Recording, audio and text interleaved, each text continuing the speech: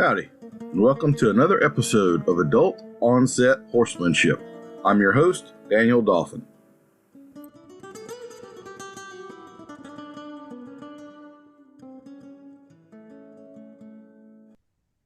Our guest today is Mr. Richard Winters, perhaps best known as the father of Sarah Dawson. He's also the father of a Coast Guard rescue swimmer. He is now a native of Weatherford, Texas, but he hails originally from California and the vaquero traditions of that era. He is the 2009 Road to the Horse winner. He is competed in cowboy dressage and now competes in Reined cow horse. And even as an owner, he and his daughter Sarah has piloted Shine Smarter to the NRCHA finals in 2015, the Reserve Ladies Championship, the Limited Open Championship, the Snaffle Bit Futurity, Resident Reserve Intermediate Champion, and fifth in the Open. The next year with another horse, fifth in Dueling Form or Dueling Tom, and a whole bunch of other stuff. He's absolutely doesn't need an introduction. Mr. Richard, I'm thrilled to have you here today. Thank you for agreeing to come on the podcast.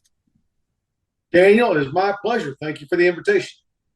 We start everybody off with the lightning round questions, and these are for points. So you want to be on your A game, all right? And I know a competitor as yourself, you'd want a good score here. So, all right, I want to win a prize. Our first question is: if you were a Jedi, what % chance would there be you would use the Force inappropriately? 0. 0? Not even to float that coffee cup to you across the room or something like that? No. Morning or evening? Both. Bay or sorrel? Bay. Say this with every one of these. That's one of those questions I thought would be about 50-50, and it's not even close. It's an 80 or 90% people on bay horses. Oh, that's fun. I find that shocking. Yes, sir. Dogs or cats? Neither. Neither? Really? Okay. Do you have a favorite other animal other than horses? Cows. Cows? All right. Does pineapple belong on pizza? If you're buying. If there are good essential oils, do you think it's fair to say that there must also be evil essential oils? No. Just evil oils. Do you have a horse industry related pet peeve? Oh my goodness. Yes, people that own horses that don't ride them, that are physically capable of riding them. People sit around and talk about their horses, show you pictures about their horses, but they don't ride their horses, and they wonder why their horses aren't getting better. You got to ride them. We'll definitely talk more about that later. Do you have a preference if you were to deal with a horse between one that is feral or one that is spoiled? I don't think either one is optimum, but I'll take the spoiled horse. Would you tell us something unexpected about you?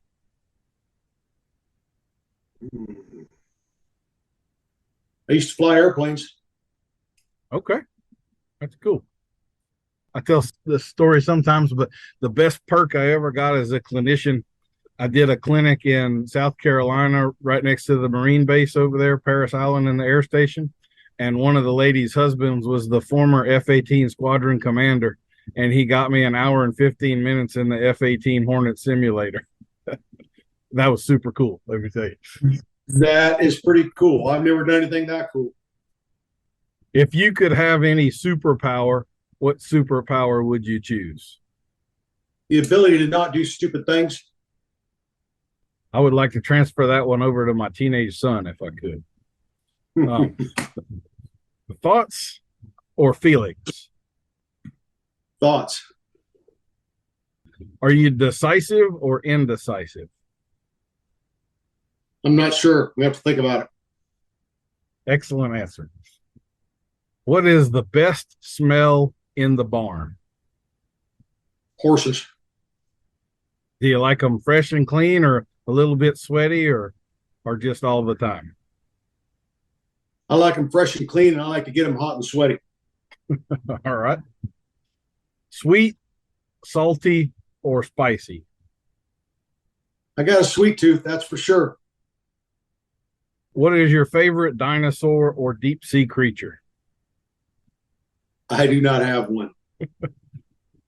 All right. All right. Well, we'll call it right there. I'm going to award you 1,318 points, which makes you our high score of this game thus far.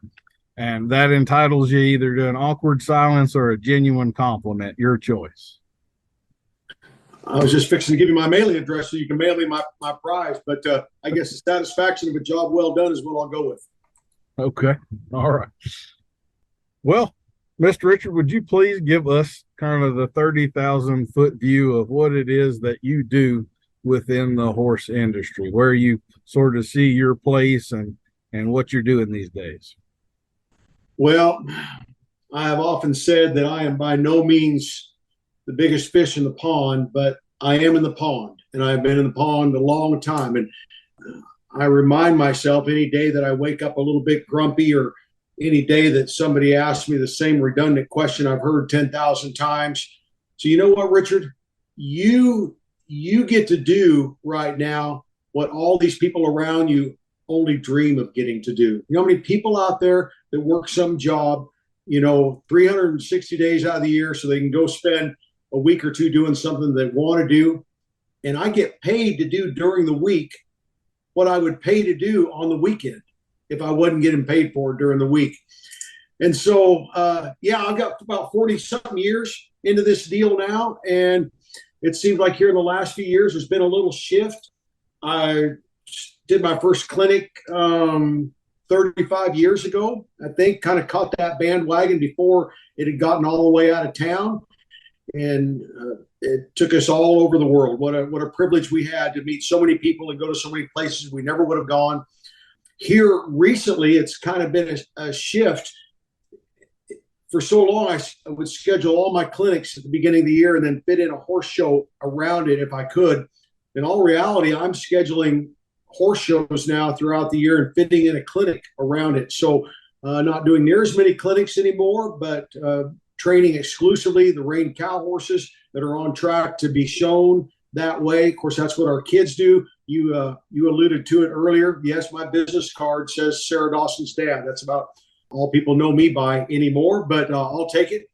And my lovely wife, Cheryl, of 38 years, she has turned into the full-time nanny of raising that little girl from Chris and Sarah Dawson, because they are both full-time trainers, and my wife wouldn't have it any other way, although it's somewhat exhausting, yet she finds it very fulfilling, and she can't imagine letting some stranger do it. But we still go out and do some clinics, train a pile of horses right here. And it's interesting that I can be so satisfied with so little recognition, because I would go to clinics and in all reality, there's a fairgrounds or a private venue, whatever, pretty good chance I was the best horseman there. And people patted me on the back and told me what a good job I did. And they said, wow, your skills are unbelievable.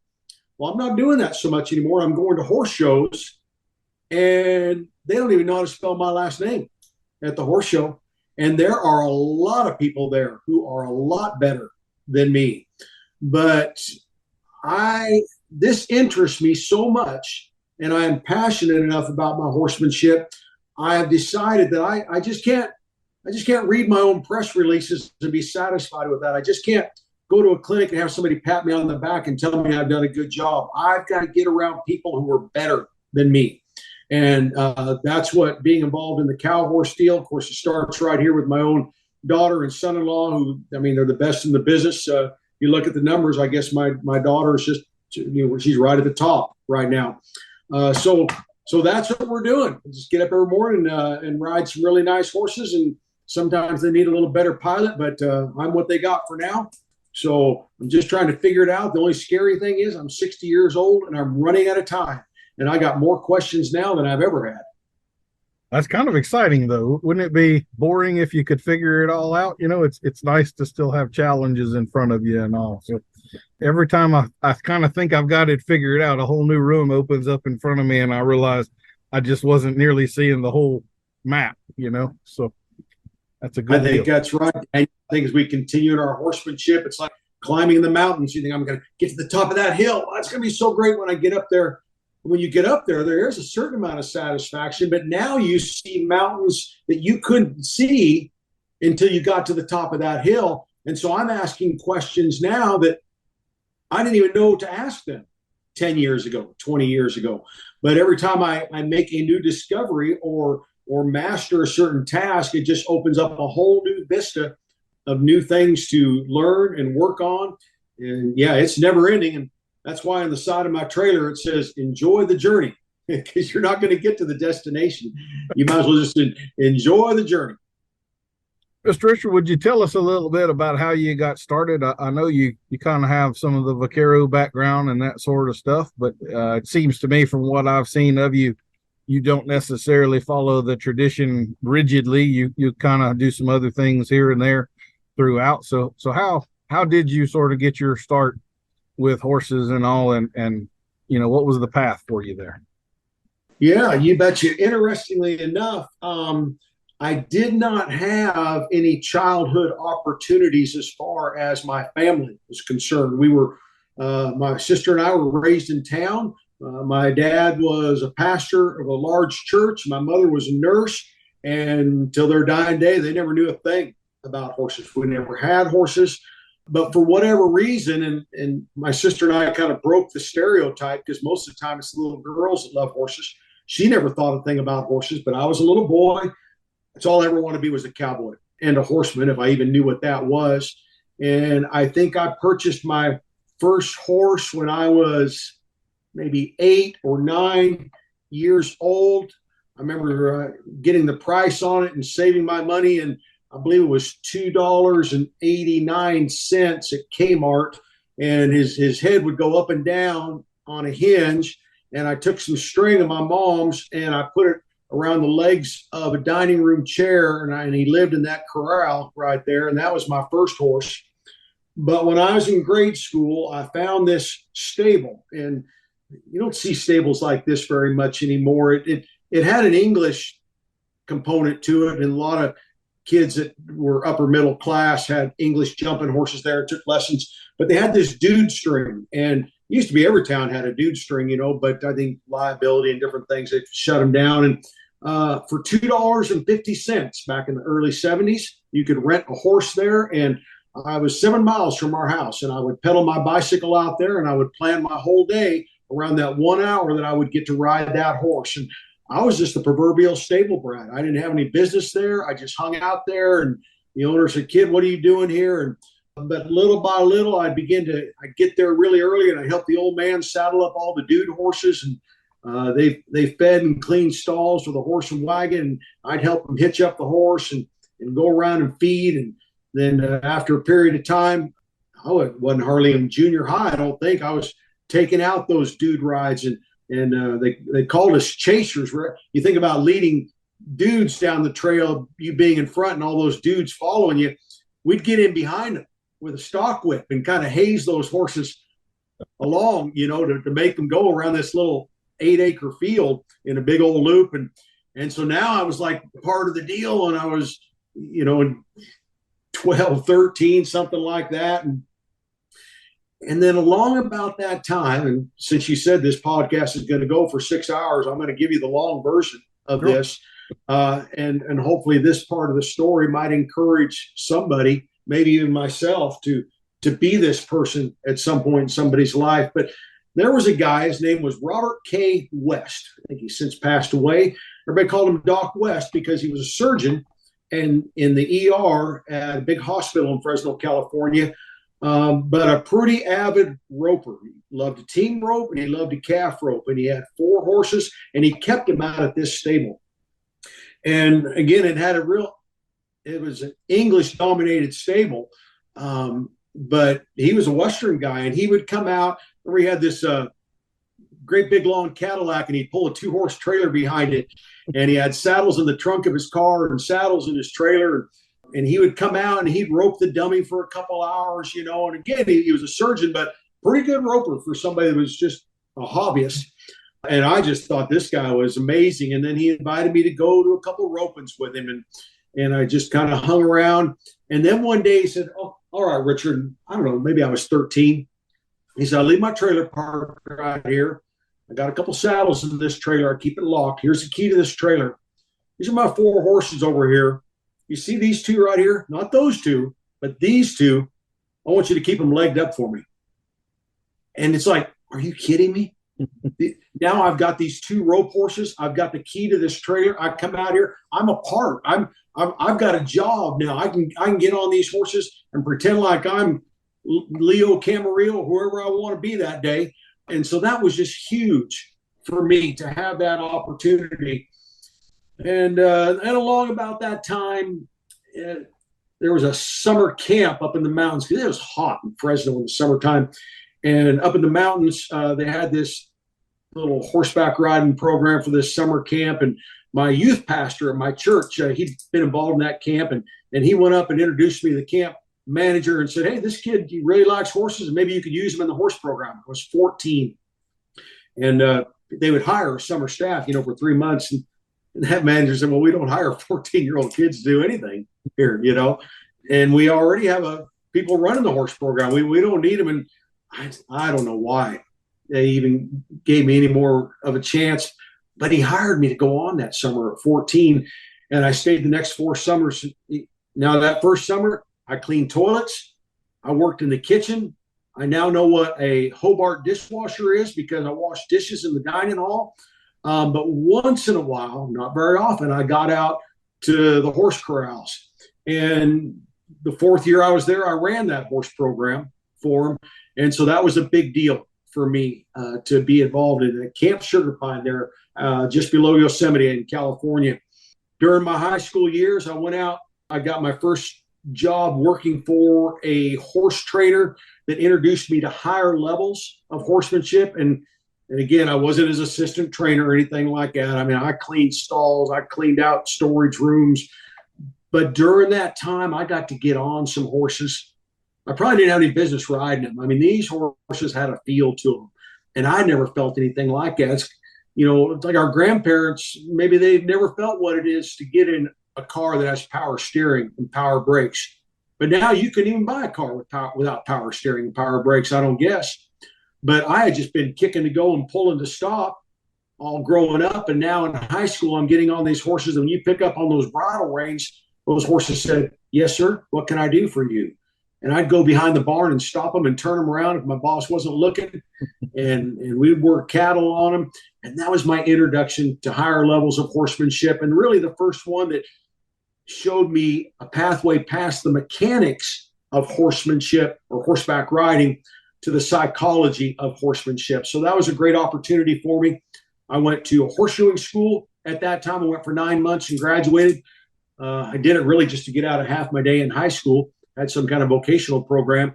Ended up shoeing a lot of horses. When I got married, my business card said farrier on them. Shod thousands of horses, but it was a good living for a long time. Glad I'm not doing it 12 hours a day anymore. But that was the deal, shoeing horses as a young man. And that was a great segue and door into the local horse community. Now I was living over closer to the Central Coast in California and shoeing some horses. And then Susie's got a horse and the horse isn't even trained. So, well, I'll take your horse for 30 days. And so it allowed me to not only just be a farrier, but to find some opportunities to work with some horses. And so the horse training got a little bit busier. And for a lot of years, it was 50-50. I would schedule all my horseshoeing appointments. And then when I got wrapped up with them, then I'd come home and ride the 4 or 5 horses that I had in training. And then eventually it was kind of a milestone when I bought a new truck and I didn't set up the back of the truck as a farrier rig.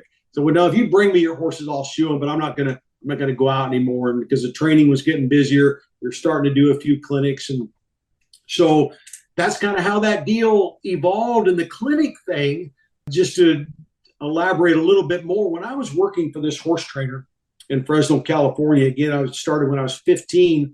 There was another young man in that country that was trying to train horses, and he was starving to death. He was 10 years my senior. He was 25, married guy, but he needed a place to train horses, to lease a few stalls. The gentleman I was working for was kind of semi-retired, so he had, empty stalls in this really large training stable. And so that young man came by, asked if he could lease some stalls. And so I got to know this young man, and we rode together under the tutelage of this older man for the next little while. Then I moved away to go to college, to rodeo, and this other gentleman, he moved away. The old man passed away, but that young man's name was Pat Pirelli, and everybody knows him now as one of the trailblazing clinicians out there, and he built quite a little empire for himself. But we rode together before he'd ever done a clinic, but he had this idea in his mind. So at the very early stages of him formulating these clinics, I would get together with him and help out at those clinics and things like that, and allowed me to see a pathway going forward that, hey, if I have some horsemanship skills, and just as importantly, if I have some people skills, maybe this clinic deal could work. And it was a way, financially and fiscally speaking, that you could multiply yourself. You can be a great horse trainer, but you can only get on one at a time. But if you can get 15 horses out there in the arena at the same time, and each one comes with a paycheck, and that's what a clinic was, it was kind of a pretty good little deal. And so the clinic deal was just great for us, as I already mentioned, for the last 35 years. And so that's kind of what we've done. And you mentioned this whole vaquero tradition, and I'm a part of what they call the National Reined Cowhorse Association. But when I was a young man and working for this gentleman in California, there was no National Reined Cowhorse Association. There was one association, and it was called the California Reined Cowhorse Association. This style of horsemanship was birthed on the West Coast. And so I count it such a privilege to be around that stuff. I'm not saying that I could do it or even had an idea of how they did it, but I saw that there. I saw that kind of horsemanship. And when I went to work for that gentleman, I got to feel what that could feel like. And so for the next 30 years, that was my benchmark. That's where I'm headed. That is available. And it was hard to be satisfied with anything less. And so if you talk to me for very long, it'll be easily discerned that I have a bias towards and a prejudice towards the reined cow horses. I just think that there is nothing like them, not to take away from other disciplines and the good things that people are doing with horses, but they're really the triathletes of the Western performance world. And it has deep standing traditions in the vaquero California lifestyle that I appreciate so much. And, from the snaffle bitters to the hackamore horses to the two-rein to the bridle horses, that's what makes me want to go out to the barn every morning. That stuff's cool. Well, absolutely. And I had no idea that you had a Pat Pirelli connection there. So I was about to ask you if Ray Hunt had been a part of your journey or what, but I guess that sort of answers all of that. So you had, from what I understand, you spent quite a while at the Thacher School over there in California. A lot of the videos that I've seen and all are you at that place. So would you tell us a little bit about that? I'm honestly not real sure what your part in that was or what. I know you still do some clinics out there. So would you mind filling us in on that? Yes. That was a great chapter in our lives. The Thacher School in Ojai, California. It's between Santa Barbara and Los Angeles. It's been there over 140 years. It was a private boarding school, a college preparatory school for boys up until 1970 something, and then it went co-ed. I could never go to that school. The academic standards are so rigorous. They would not let me in. I would not be successful there.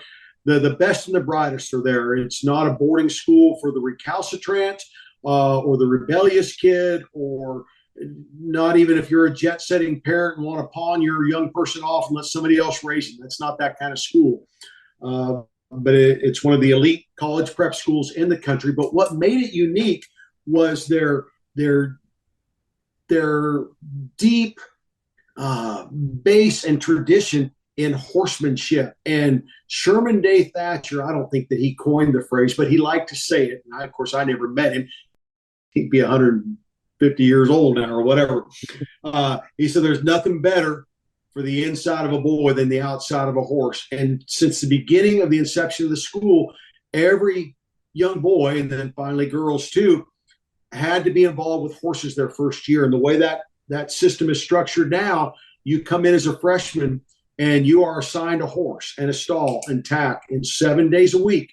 You feed your horse every morning and every night, and every day you clean his stall, and 5 days a week you ride for 2 hours.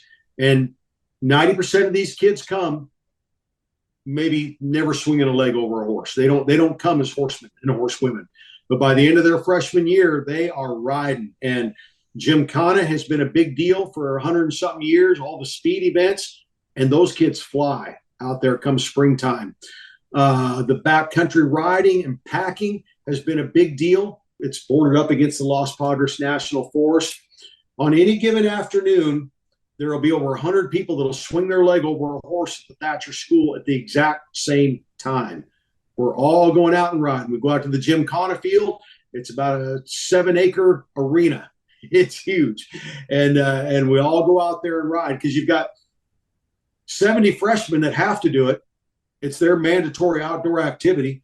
You've got 20 to 25 upperclassmen who are choosing it as an elective any given semester. And then you have the faculty members who are supporting that and the horsemanship instructors. So school has about 140 horses, something like that. And it's an amazing program.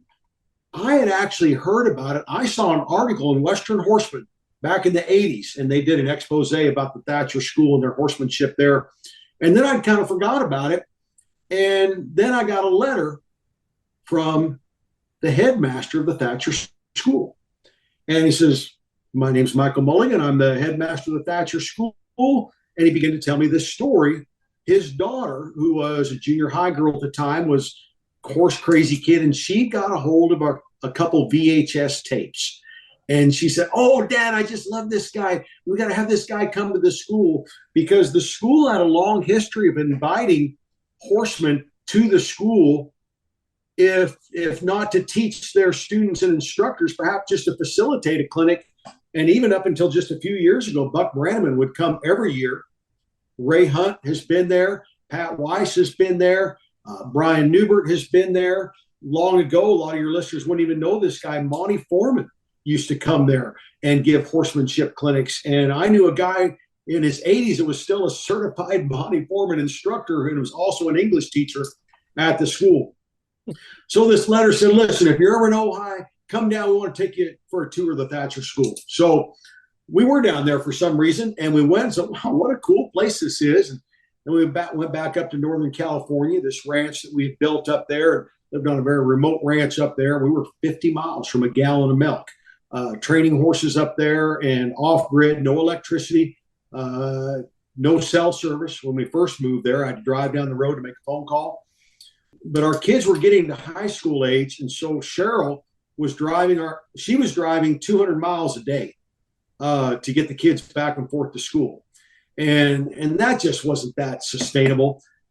And so I began to have a conversation with the headmaster of the Thacher School. I said, is there something that we could do for your school? I didn't know what that looked like. He said, oh, man, we would love to have you at this school. That'd be great. He said, we just don't need you. Man, if the director of our horse program was retiring, you would be my guy, and this would be fantastic. But we continued to have the conversation, and we finally worked out a deal. He said, listen, come. I'm going to give you a house. I'm going to give you a barn to keep all your training horses. Your kids can apply here to go to school. They got to be able to get in, but they can apply. And we're going to call you our artist in residence. And we never exchanged a nickel.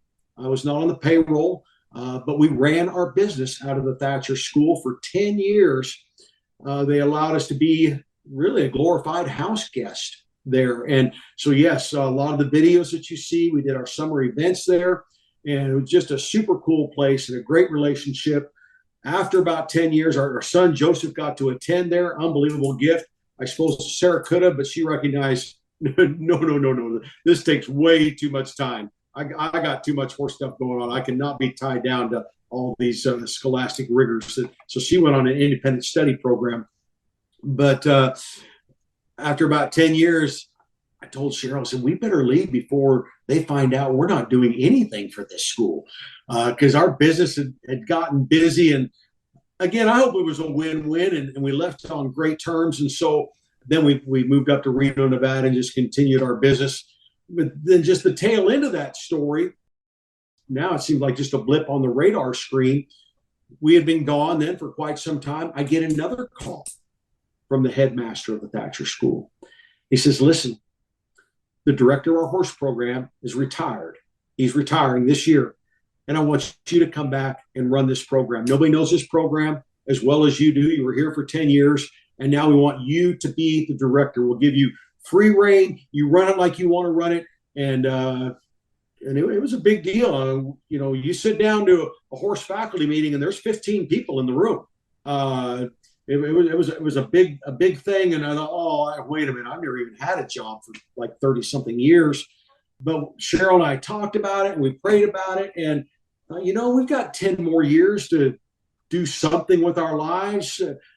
Weren't planning on this, but you know what? We just decided to, boom, let's go. I canceled a bunch of clinics I had scheduled for that following year. And I went back and ran that program. And we were there for 2 years. And what I found out, I was terrible at it. I was a terrible horse director for the Thacher School.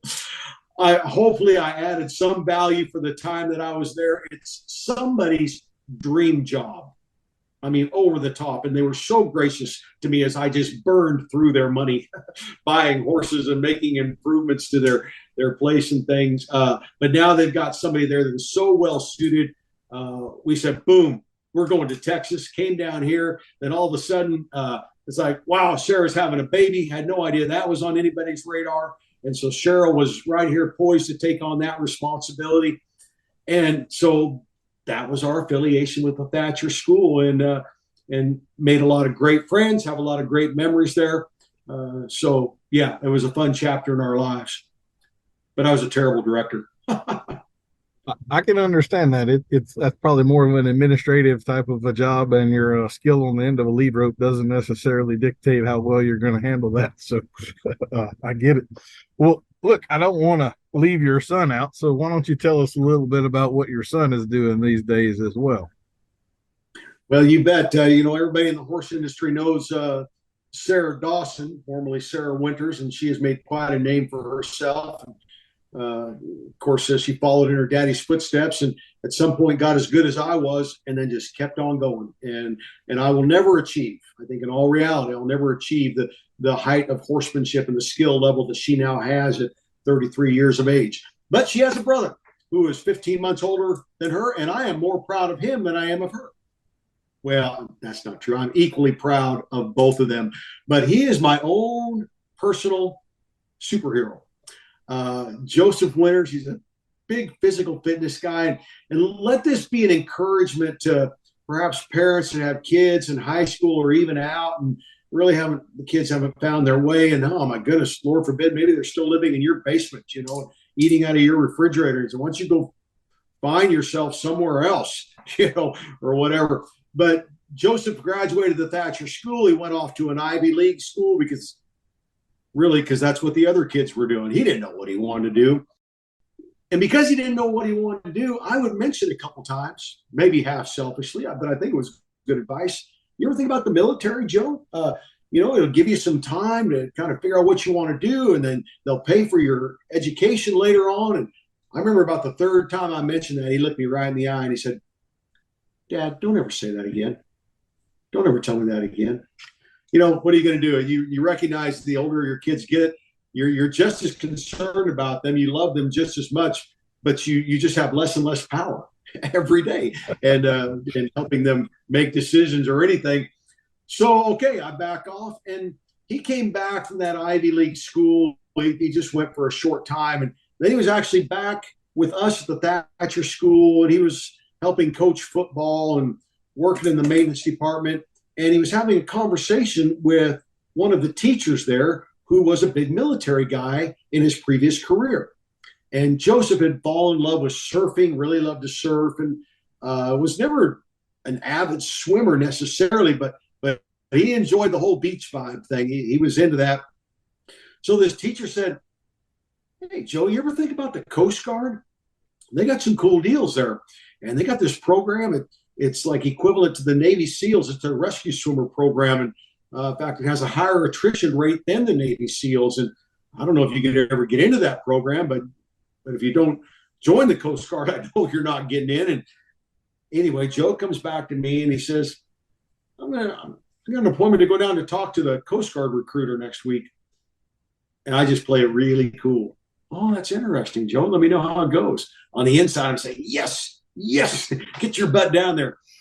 So he goes down, gets in the Coast Guard, this idea of maybe becoming one of their elite rescue swimmers, but he goes through basic training, then they put you on a Coast Guard cutter and you pay your dues for 2 years, counting fishermen's fish or interdicting illegal aliens off the coast somewhere and saving Haitians and 87 of them in a 6-man boat or whatever. And then he applies for rescue swimmer school and goes through all the rigors of that. And I remember thinking, he's got in that school. It's really hard to even get in the rescue swimmer school. And, hey, Joe, tell us when the graduation is because we want to go to your graduation. He said, Dad, I'm probably not even going to graduate from this thing. You don't be buying any plane tickets or anything. It's a rotational class, and there were 13 guys and maybe and gals too that were in his rotational class as the rescue swimmer. And when it came time for graduation, 13 guys were in. Now, to get in the rescue swimmer school, you've got to go spend 6 weeks or 8 weeks at a swim station, and you work out and hang with those guys and do their grunt work, and they assess you, and they recommend you or don't recommend you to rescue swimmer school. Because they don't want to send guys up to the school that don't have a chance. So there's already been a weeding out process just to get to the school. So him and 12 other guys go to that school. We went to his graduation, and there were 3 guys on the platform. 10 guys washed out. But he has found his calling. He said, Dad, I'm living the dream. He's got a tattoo on his arm, says 387. I believe he's the 387th swimmer to ever come out of the Coast Guard. It's a relatively new program, and only a few guys do it. And underneath that number, it says, so others may live. And I read that, I think, what would I put on my arm? I ride horses. It just doesn't sound as noble. But again, he's a big physical fitness guy. He looks like Superman. He married this supermodel who loves to work out. And if you know somebody that has maybe an addiction or an obsessive behavior, they get a little cranky if they can't do their thing. If he doesn't get to go work out, he gets a little cranky. He starts going through withdrawals, and he's got to get his workout every day. But him and his wife are huge outdoor enthusiasts, love to fish, love to hunt, love to surf. And they just started a brand new chapter in their lives. He's made chief, and he was leaving Corpus Christi, Texas, and for a new assignment, and he put down his 3 top choices of which they get to do. They said, oh, okay, that's interesting, Winters. You're not going to any of these. You're going to Sitka, Alaska. And so last month they moved up to Sitka, Alaska, because if you're in the rank and file of rescue swimmers, there's more places you can go. But if you're a chief, well, there's only a few places we need a chief, and you're going to Sitka.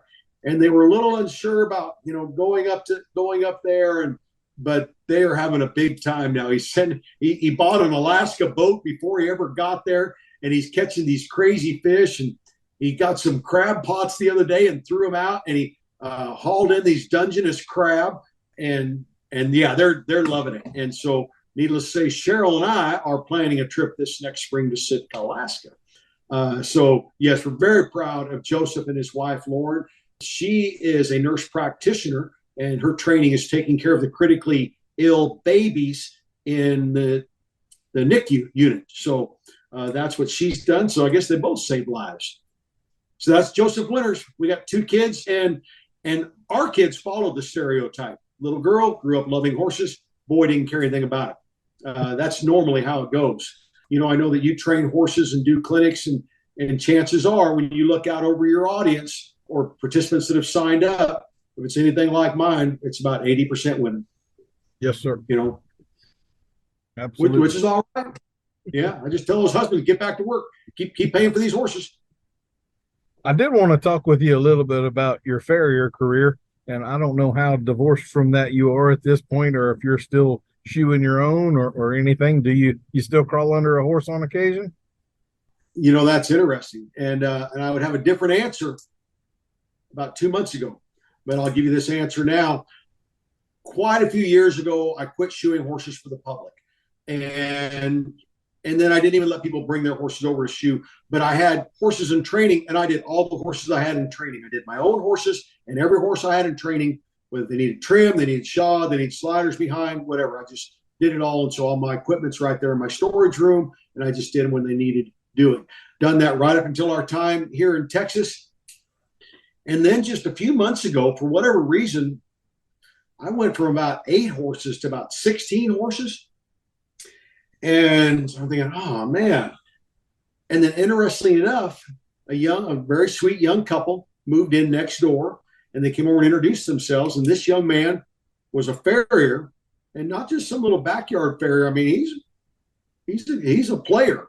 You know, he's got a trailer set up really nice, and I had him come over and do one. And you know what? I'm just going to let this guy do these things. And so for the last 2 rounds, he has done all the horses here, and I have not climbed underneath one. I think the last thing I did was at the horse show in Louisiana when my horse ran down there and stopped and overreached and jerked off a shoe and a pad. After the run, I got off and picked up that shoe and went back to the stalls and got my shoeing box out and nailed that shoe back on. So if things slow down a little bit and I have just a handful of horses, would I do them again? Yeah, maybe so. Because I think it's been good for me physically and maybe my vanity too. I've taken a little pride in the fact that I still climbed under my share of them. But now it's just all I can do to get them rode every day. And so that's what's going on with the horseshoeing deal. But I can't imagine, Daniel, you know, I went to that shoeing school, 40 something years ago. I did it because they said, hey, you could go to this vocational school and you get out of high school at 11:30 in the morning and they'll waive your PE class for travel time. And you can go to this shoeing school.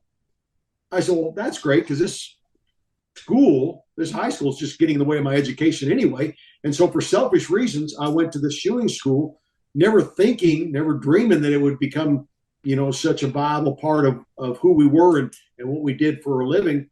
So after graduating there, it was just a natural thing to begin to shoe some horses to make a couple dollars here and there.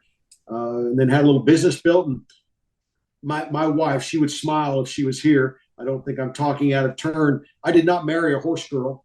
Somebody said, well, does she like horses? And I said, well, I don't know. She seems to like horseshoers all right.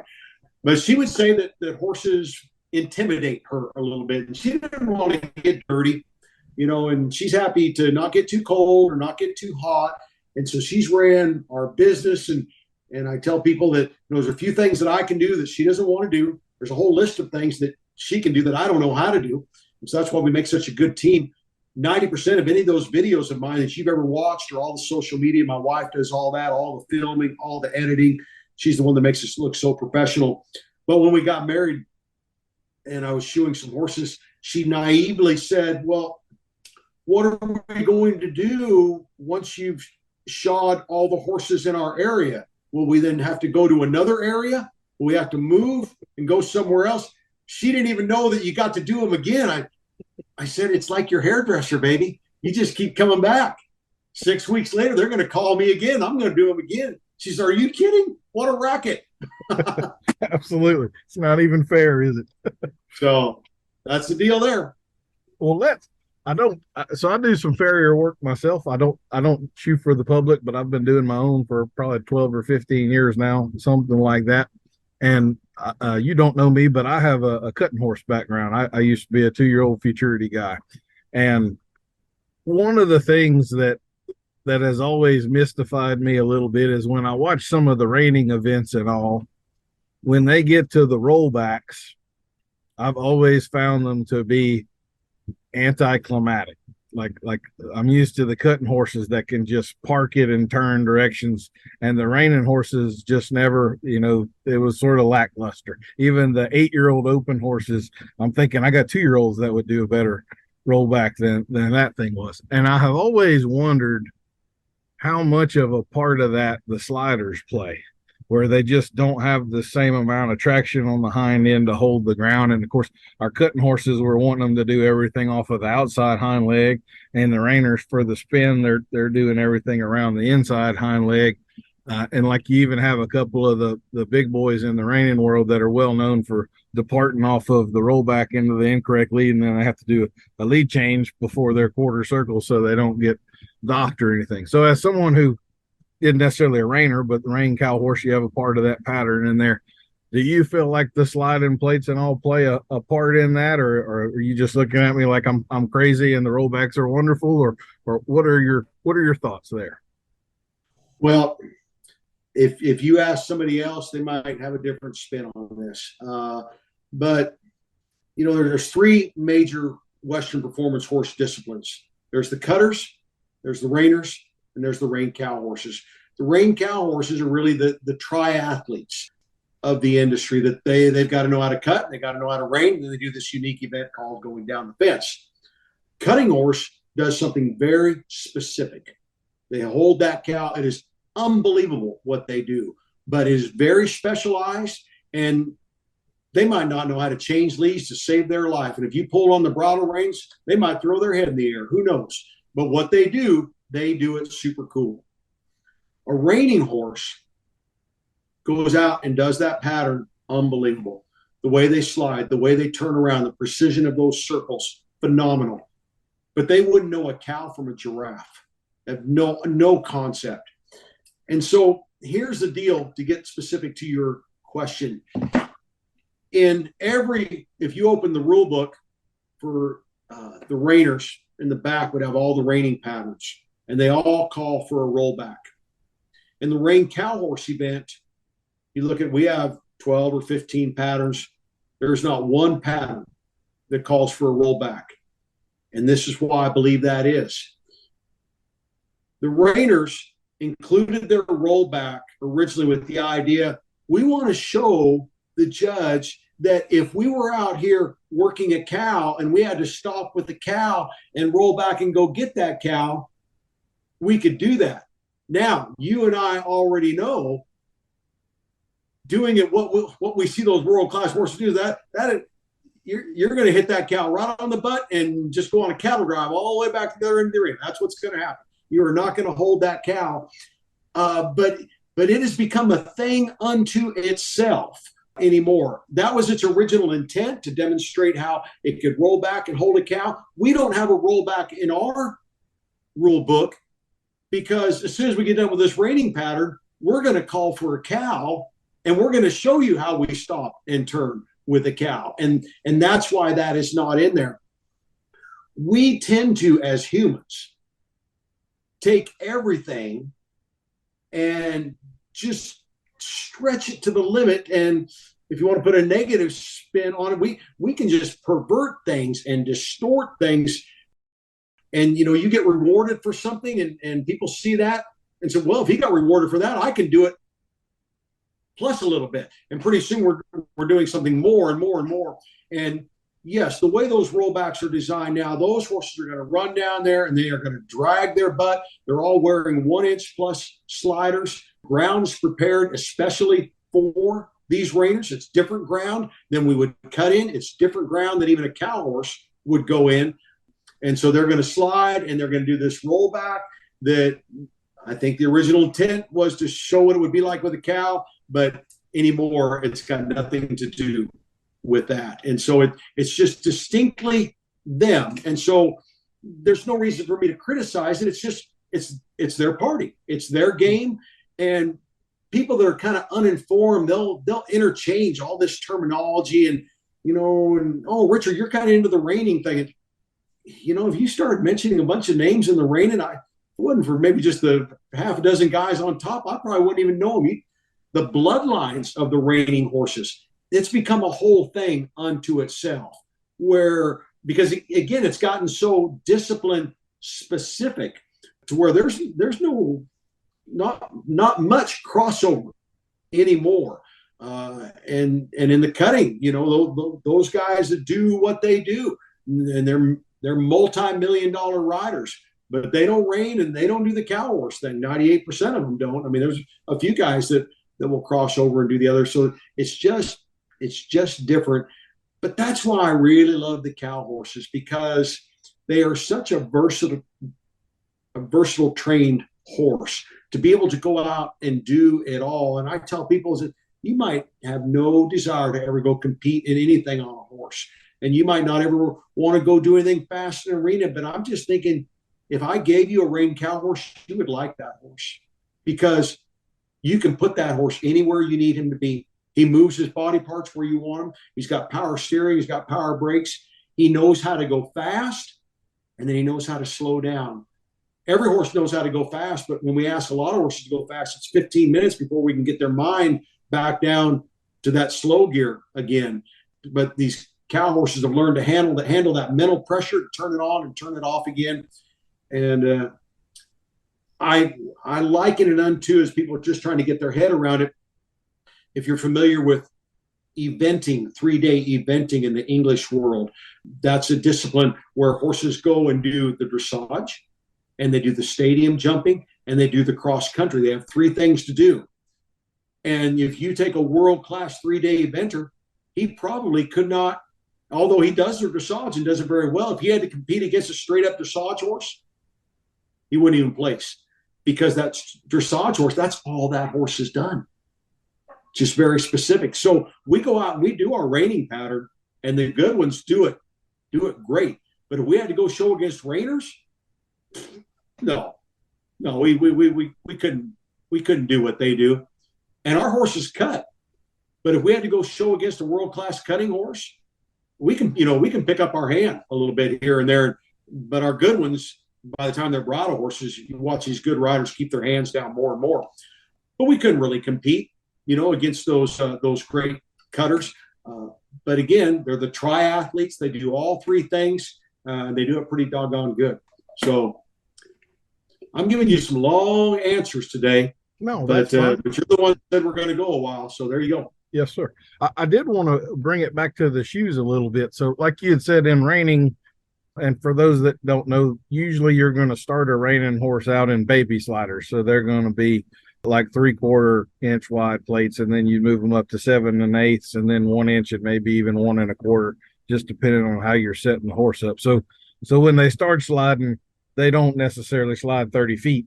They might slide 12, and then you're giving them more and more flotation. And in the reined cow horse, y'all do have a slide in there, but you also have to go actually stop a cow. And this is one of those things I tell people, that a stop and a slide are not the same maneuver at all.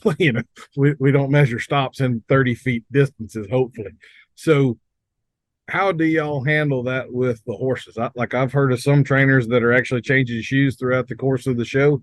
We're going to have this set of shoes on when we work the cow, and then we're going to change to this, or maybe they tap them and put one plate on top of another plate. And so as a farrier who's also doing reined cow horse, how do you view that part? Is it sort of like a NASCAR where we might put different tires on for a different track, or what have we got there? Yeah, we kind of have to split the difference a little bit. So 90% of these cow horses are going to have on a sliding plate. Rarely would you find one an inch wide. They're going to be 3/4. They're going to be 7/8 maybe. When we go to cut on them, if most of us who are serious about getting it done, we have those hind shoes drilled, and we'll put studs in them when we go to cut, because as you know, with your cutting horse background, you can't have them sliding past the cow. They got to get in that ground, and they change up the ground. They'll bring ground in to that arena for the cutting part of the competition, make that ground deeper so those horses can get in and stay in the ground.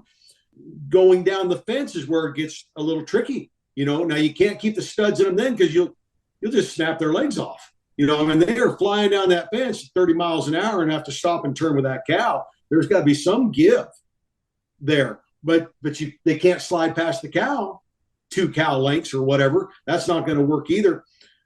I remember one time, and this is just a sidebar here, if your listeners are interested to see something cool, just Google Sarah Dawson and Shiney Outlaw.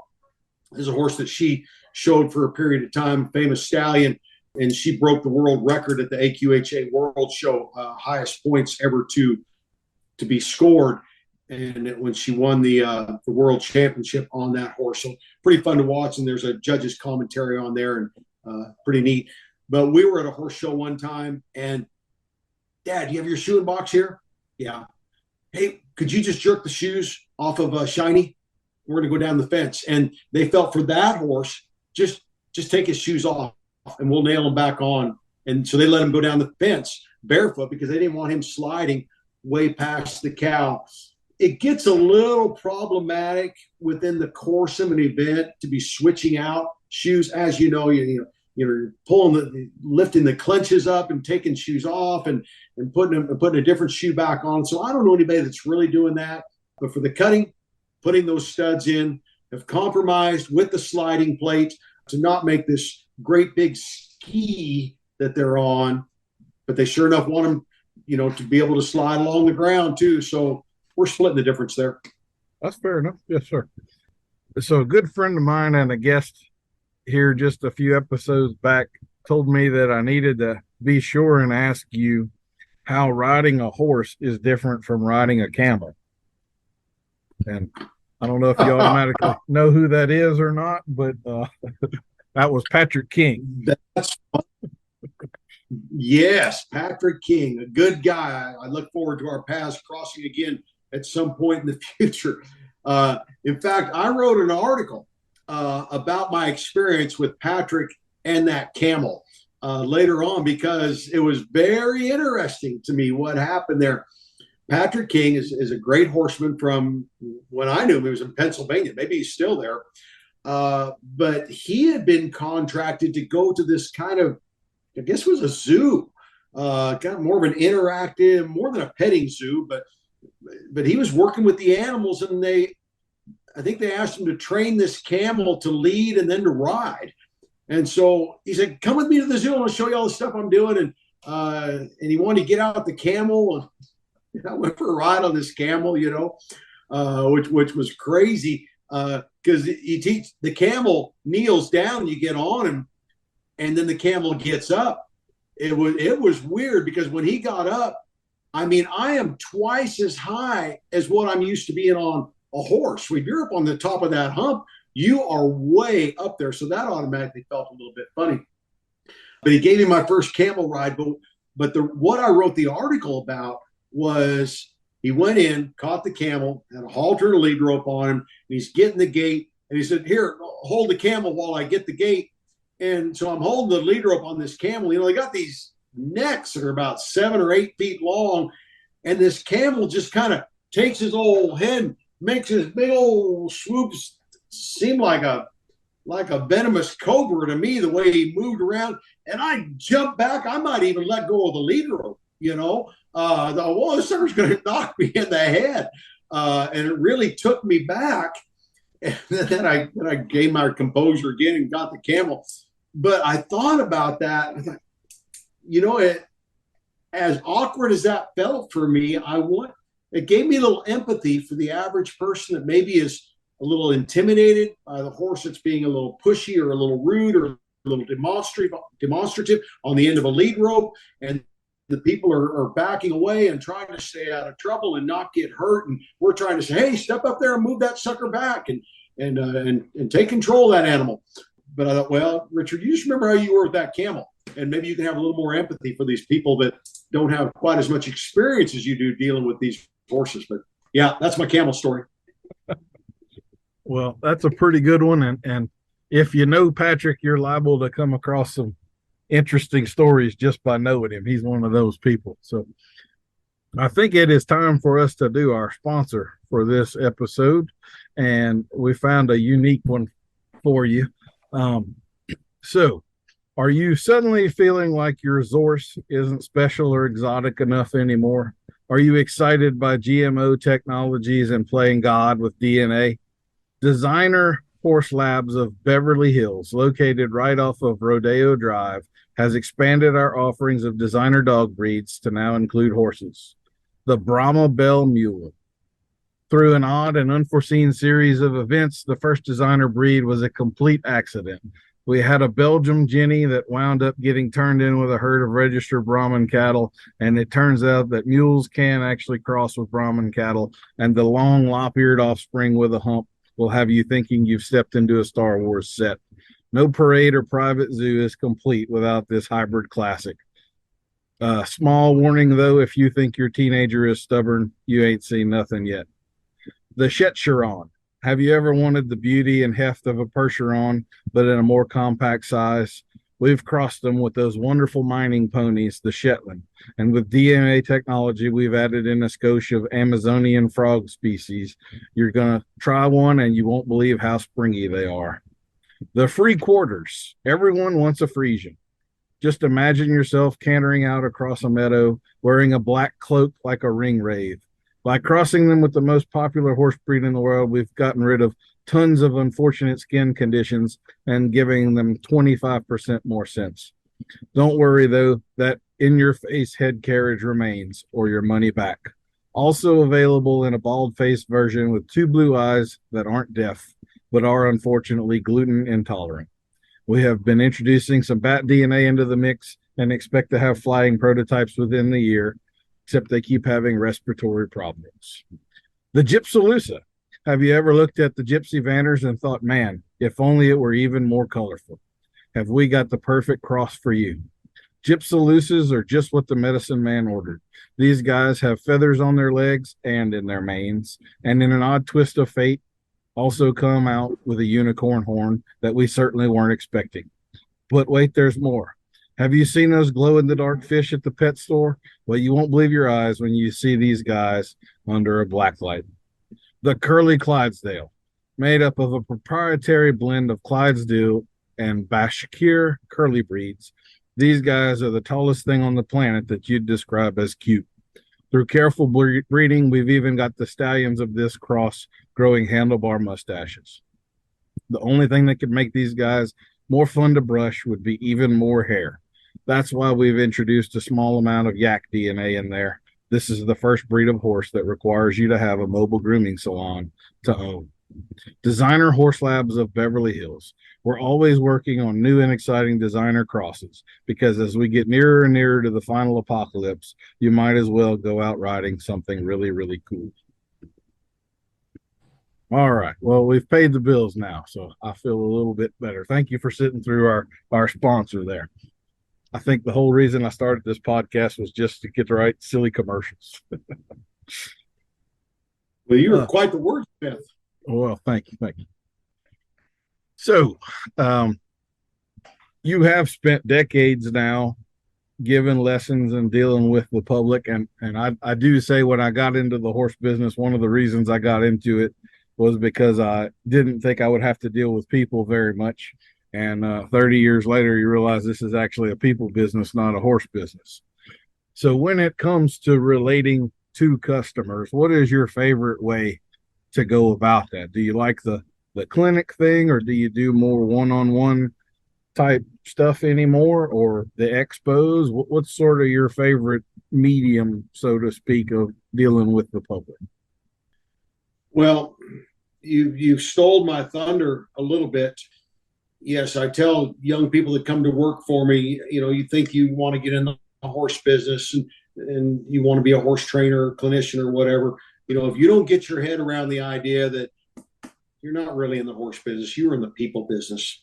Horses don't write checks. It's people that write checks. And if you are not getting along with the people, if you don't build some people skills, you are not going to make it in this deal. I did a kind of an internship thing many years ago and had young people come and ride with me. And part of their homework assignment, their reading material, was they had to read Dale Carnegie's book, How to Win Friends and Influence People. The stories are maybe somewhat antiquated and seem outdated, but the principles ring just as true today as when he wrote that book, my goodness, probably almost 100 years ago. Understanding how people think, what motivates them, how to get along with them. So that's a huge deal right there.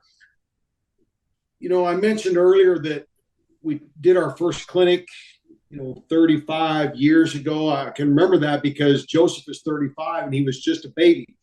He had just been born when I taught that first clinic in Salinas, California. And, there were clinics going on. John Lyon was out there doing clinics. Ray Hunt had been out there doing clinics. His mentor, Tom Dorrance, was out there. And then new guys were coming on the scene like Pat Pirelli and different ones. But when I did my very first clinic, I could name like a half a dozen people that were out there who were players in this thing. And now, I mean, there's hundreds of them, and they're good. A lot of them are really, really good. And there's a clinic, you know, in every town, every weekend. If you want to go to them, I would not. This is what I think. I would not want to have to start this deal now. I think I got in it at a really good time. I mean, I just got back from doing a clinic up in Idaho. I'm going to Ohio here in a couple of weeks and go do another one. And so they're still out there. They're still a thing, but they've been around for a while, and people have been to the clinics now. And so I'm thankful that I got in when I did. But that was a great opportunity because it allowed you to be around a lot of people at one time. As I mentioned earlier, you know, financially, it was a good thing. And I would tell people, say, you know what, it just goes to show you how unfair life is. You have come to this clinic and you've paid good money to be here. I've come to the clinic, I'm getting paid to be here, but I'm going to learn more than you because they're going to be so wrapped up and absorbed in their horse. I got like 15 horses here that I'm going to learn from. And so it just allowed me to learn so much in this business and meet so many great people. We've done the one-on-one lessons, and I had a couple gals come here just this morning. Got here, rode from 5 a.m. to 8 a.m., brought 4 2-year-olds with them and just helped them. And I do a little bit of that as well. And then we have some non-pros. We call them non-pros. They have horses here in training, and they show in the non-open, the non-professional classes at our horse shows. And so I'm their coach, as it were, keep their horse going and coach them in that. And I enjoy doing that because I enjoy the discipline and I like helping them get better. And it keeps me involved in the industry that way. So I have enjoyed working with people. I suppose there's some days, I wish I could just monkey with the horses and not have the people be a part of it. An anecdotal story: years ago, I went up to a ranch, got invited to do a branding, and I was training horses down in the valley. And one guy that was there working on the ranch, I got to visit him with him. He said, "Oh, you're a horse trainer," and he was, just working on this ranch. And yeah, he said, "I used to train horses for the public, and I like training horses, but I just couldn't handle the people. I just couldn't handle the people." And so there he was back on the ranch, $1,500 a month, instead of $1,500 a horse. And place to live and food to eat because he just couldn't handle the people. But the people that I deal with, Daniel, and this is what helps keep me centered a little bit, the vast majority of them, they're not stupid people. And so their questions aren't stupid. The things that might be natural or second nature for you or me to do might be awkward for them. They don't have the privilege of doing this every day. They got some job they got to do, but they have put themselves out there. They put themselves in a situation where maybe they're going to look and or feel a little bit stupid and not get it right. And they could be a brain surgeon. They could be a NASCAR driver. They could be, extremely proficient in their particular field, but they have elected to put themselves in this vulnerable situation. And shame on me for ever being a little bit impatient or ever being a little short with them, that they're willing to come out there. And really, I tell people, and this is not just hyperbole, I say, I don't know what you think about me. You come out here today to learn from me, but I am really a lot more like you than I am unlike you. I am just some little kid that grew up loving horses, and I just wanted to figure them out. And I bet most of you were kids that grew up loving horses and wanted to be involved in and wanted to figure it out. But, our lives have all taken different turns, and you found a profession and you had family obligations, and now you've only got so many units of life and so many hours a week that you can devote to your horses. I get to do this every day.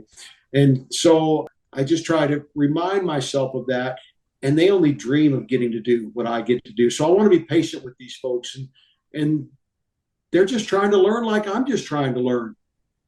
They don't have more questions than I have.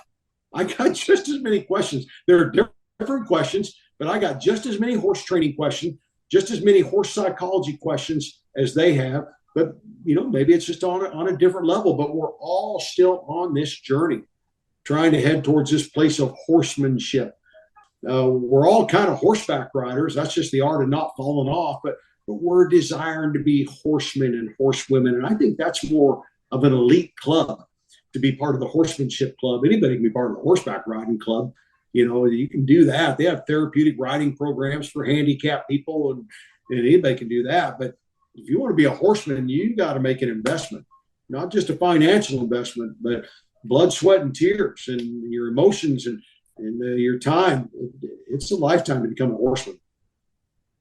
So that sort of brings up a thought for me that I have found I have actually learned significantly more since I've become a clinician. And it's almost like a grad student that has to defend their thesis in front of the board of professors.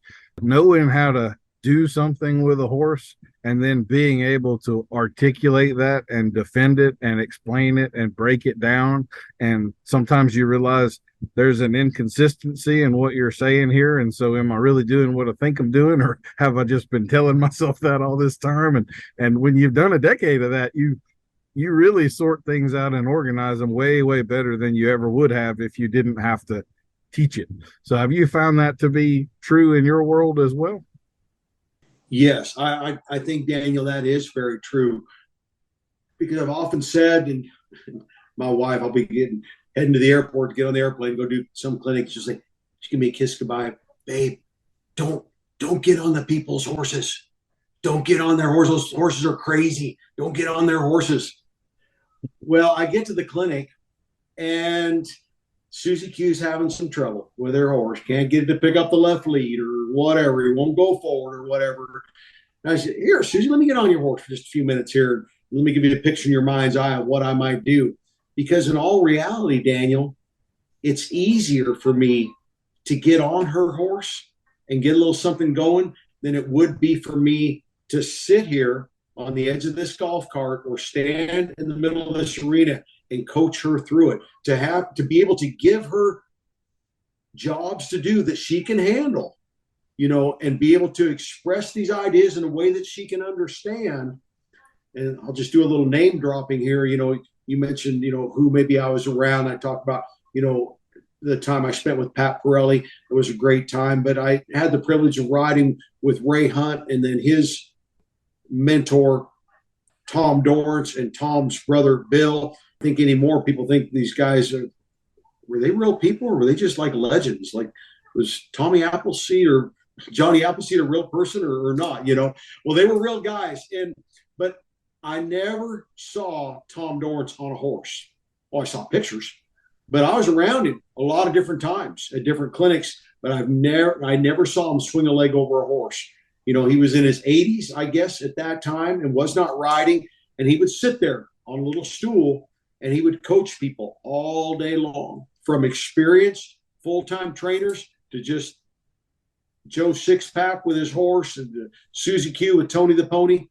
And I thought, man, when I go to a clinic, I have the luxury of doing it the lazy way. Just go get on that horse. But he had to sit there and somehow get tools in their hands to be able to accomplish that. And that's a task. And so I've had to work at that, because although I do still climb on the people's horses, I do have to give them a pathway to go forward, to make some progress. They don't have to do it exactly like me or have the same outcome as me, but I need to give them some direction that they feel like, okay, this was worthwhile. I can implement this thing. And so you have to be able to articulate it. And the thing that I might ask you to do would be different than what I might ask Joe over here to do, because you guys have two different skill sets. And if you are entrusting me during this time and you're going to do what I tell you to do, am I going to put you in an unsafe predicament? Just kick him, over and under that sucker. Well, I got to be careful what I tell them to do, because they just might do it. And so we got to keep people safe. So yes, I've spent the last almost, 4 decades honing my communication skills and really trying to help people see clearly where they are without making them feel stupid. I mean, why make them cry at the clinic? What's that about? Why belittle people? They already know they got problems. If they didn't have any problems, they wouldn't come to the clinic. Why do they need me to tell them in any kind of way that they're doing a terrible job. So you know what? You got that horse in the trailer. You got him here. You saddled him up, and you're on him. There's some good things that have happened today because somebody wouldn't even know how to do that. And so you're ahead of the game. All right, now let's just see if we can make a little more progress. How would you define horsemanship? I alluded to it a little bit ago. I define it as I delineate it and separate it as another level from horseback riding. Horseback riding, just the art of not falling off, kick to go and pull to stop. And in fact, if you are not a certified card-carrying horseback rider, you cannot come to me. I don't think you could pay me enough money to come and take lessons from me. You got to be a horseback rider to come, because I give horsemanship lessons. I teach horsemanship clinics. I don't give horseback riding lessons. You gotta have that going for you. You got to know how to get on them and survive the experience and turn left and turn right and have some sense of balance, and that you could kind of walk, trot, and lope them around. Horsemanship, well, got a lot of time here, don't we? So here's the deal. Say I was going to give you horseback riding lessons. This is a funky scale, and you can buy into it or not. You could rate yourself right now, Daniel. Oh, Daniel, what are you on the horsemanship scale, on a scale of 1 to 10? And what are you, Richard? And what are you, Joe? And so, well, I'm just a 4, or I'm a 6, or I'm an 8, or whatever. Well, I heard somebody use a scale like this. 1 through 6, you're gonna learn skills, and you're gonna go 1, 2, 3, 4, 5, 6, and boom, there's your horseback riding card. Congratulations, you're doing a good job. You are a bona fide horseback rider. You are solid. But maybe you're not satisfied with that. And maybe you took up riding, maybe you've been riding since a little kid, or maybe you took it up midstream, or maybe you had to take a 20-year hiatus, whatever the deal was. But you're a rider, but now you want to begin to hone your horsemanship skills. Well, you just took these steps, 1, 2, 3, 4, 5, 6, but I want to be a 7. I want to be an 8. Okay, well, here we go. We're going to go from 6 to 8. 6 and 1/10, 6 and 2/10, 6 and 3/10. It's going to take you longer to get from 6 to 7 than it took to get you from 1 to 6. Because the farther you go, now it's the little things that make the big difference. I tell people when they come here, you know what, you got all the big things. I'm not going to give you any big thing. You got all those big things before you got here. But now I'm just going to give you little things. So now you're a solid 8. You're making a living teaching people this stuff. You got a DVD out. You're going and presenting at a horse expo. You are a solid 8. But when you lay your head on your pillow at night, you know there's still more, because you could call out the names out loud of people that do whatever better than you. They are getting greater results than you. They are communicating more effectively with their horses. Maybe at the last clinic, they thought you were the cat's meow, but there's so much more to attain to. So you start investing in yourself more and more. And now it's 8 and 1 100ths, 8 and 2 100ths, 8 and 3 100ths. See how the farther you go, there's farther to go in this deal. And it goes back to what it says on the side of my trailer. Enjoy the journey. I didn't even know that there were these places to go years ago, because I wasn't far enough in my journey to see what that next vista was, to see what that next plateau would be. And then just a different spin on that. I think that there are people who are making their living, forget my scale now, but they call themselves horse trainers, but they're a little bit mechanical about it. They get stuff done. They get them trained and get them broke. But I think horsemanship really delves into the psychology of horses. And there's a mechanical aspect to it. You got to know, hey, pick up that rein and draw it to your belly button, and there, put your spur farther back by the back cinch. There's physical things you need to know, but the psychological aspect of it, and that's what was introduced to me just as a teenage boy when I went to work for that horseman, and allowed me to recognize that, okay, yeah, there are some mechanical things you need to learn, but it's only about 10% of what we do. 90% is the psychology of it. And when you begin to talk with some of these great trainers / horsemen, maybe they are out there competing and doing great things, and you begin to listen to how they get into those horses' minds and how they adapt their program for this horse. Because there are a few trainers that maybe can get some horses on top, but they go through a lot of horses to get those few horses, because all the horses that come into their barn have to fit their mold. If they don't fit that training style, that trainer's calling, hey, this horse ain't going to work. This horse doesn't have what it takes. Well, he might have, had that trainer been flexible enough to adjust his program to change the psychology a little bit to fit that horse. But, he just has his limitations or her limitations. He's going to do it just this way. So that's my answer for what I think horsemanship is. It's a study of the horse. And, Pat, he's the king of hyperbole and comes up with all these little sayings. And he would define it, the horse and the man in a ship or a vessel, those two together in one vessel, where it's not a horse and this man over here, but this person, this horse are becoming one, traveling as one vessel. That's how he defined horsemanship. Not a bad definition. You're stimulating a lot of other questions for me here. I'm kind of writing them down on a little pad to the side, and I'm trying to think of the best way to organize them where I'm not jumping you all over the map here.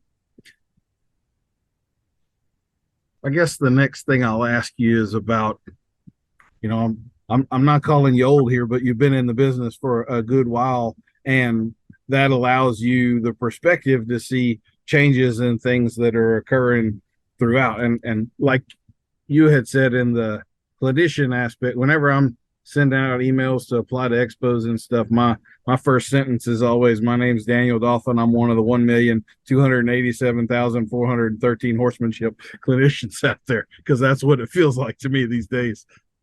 But what are some of the things that you've seen, for good and for bad, through the industry? Like I feel like in breeding, for instance, we're riding a very different horse now than what there was in the 60s and the 70s. The athletic potential, the mind of them, like in the cutting world, if you were going to be starting horses and riding them in the 60s, 70s, 80s, and 90s, you had better be a hand. You'd better not be scared of some rough stuff. And, you were going to have some calluses and some scars by the time it was all said and done.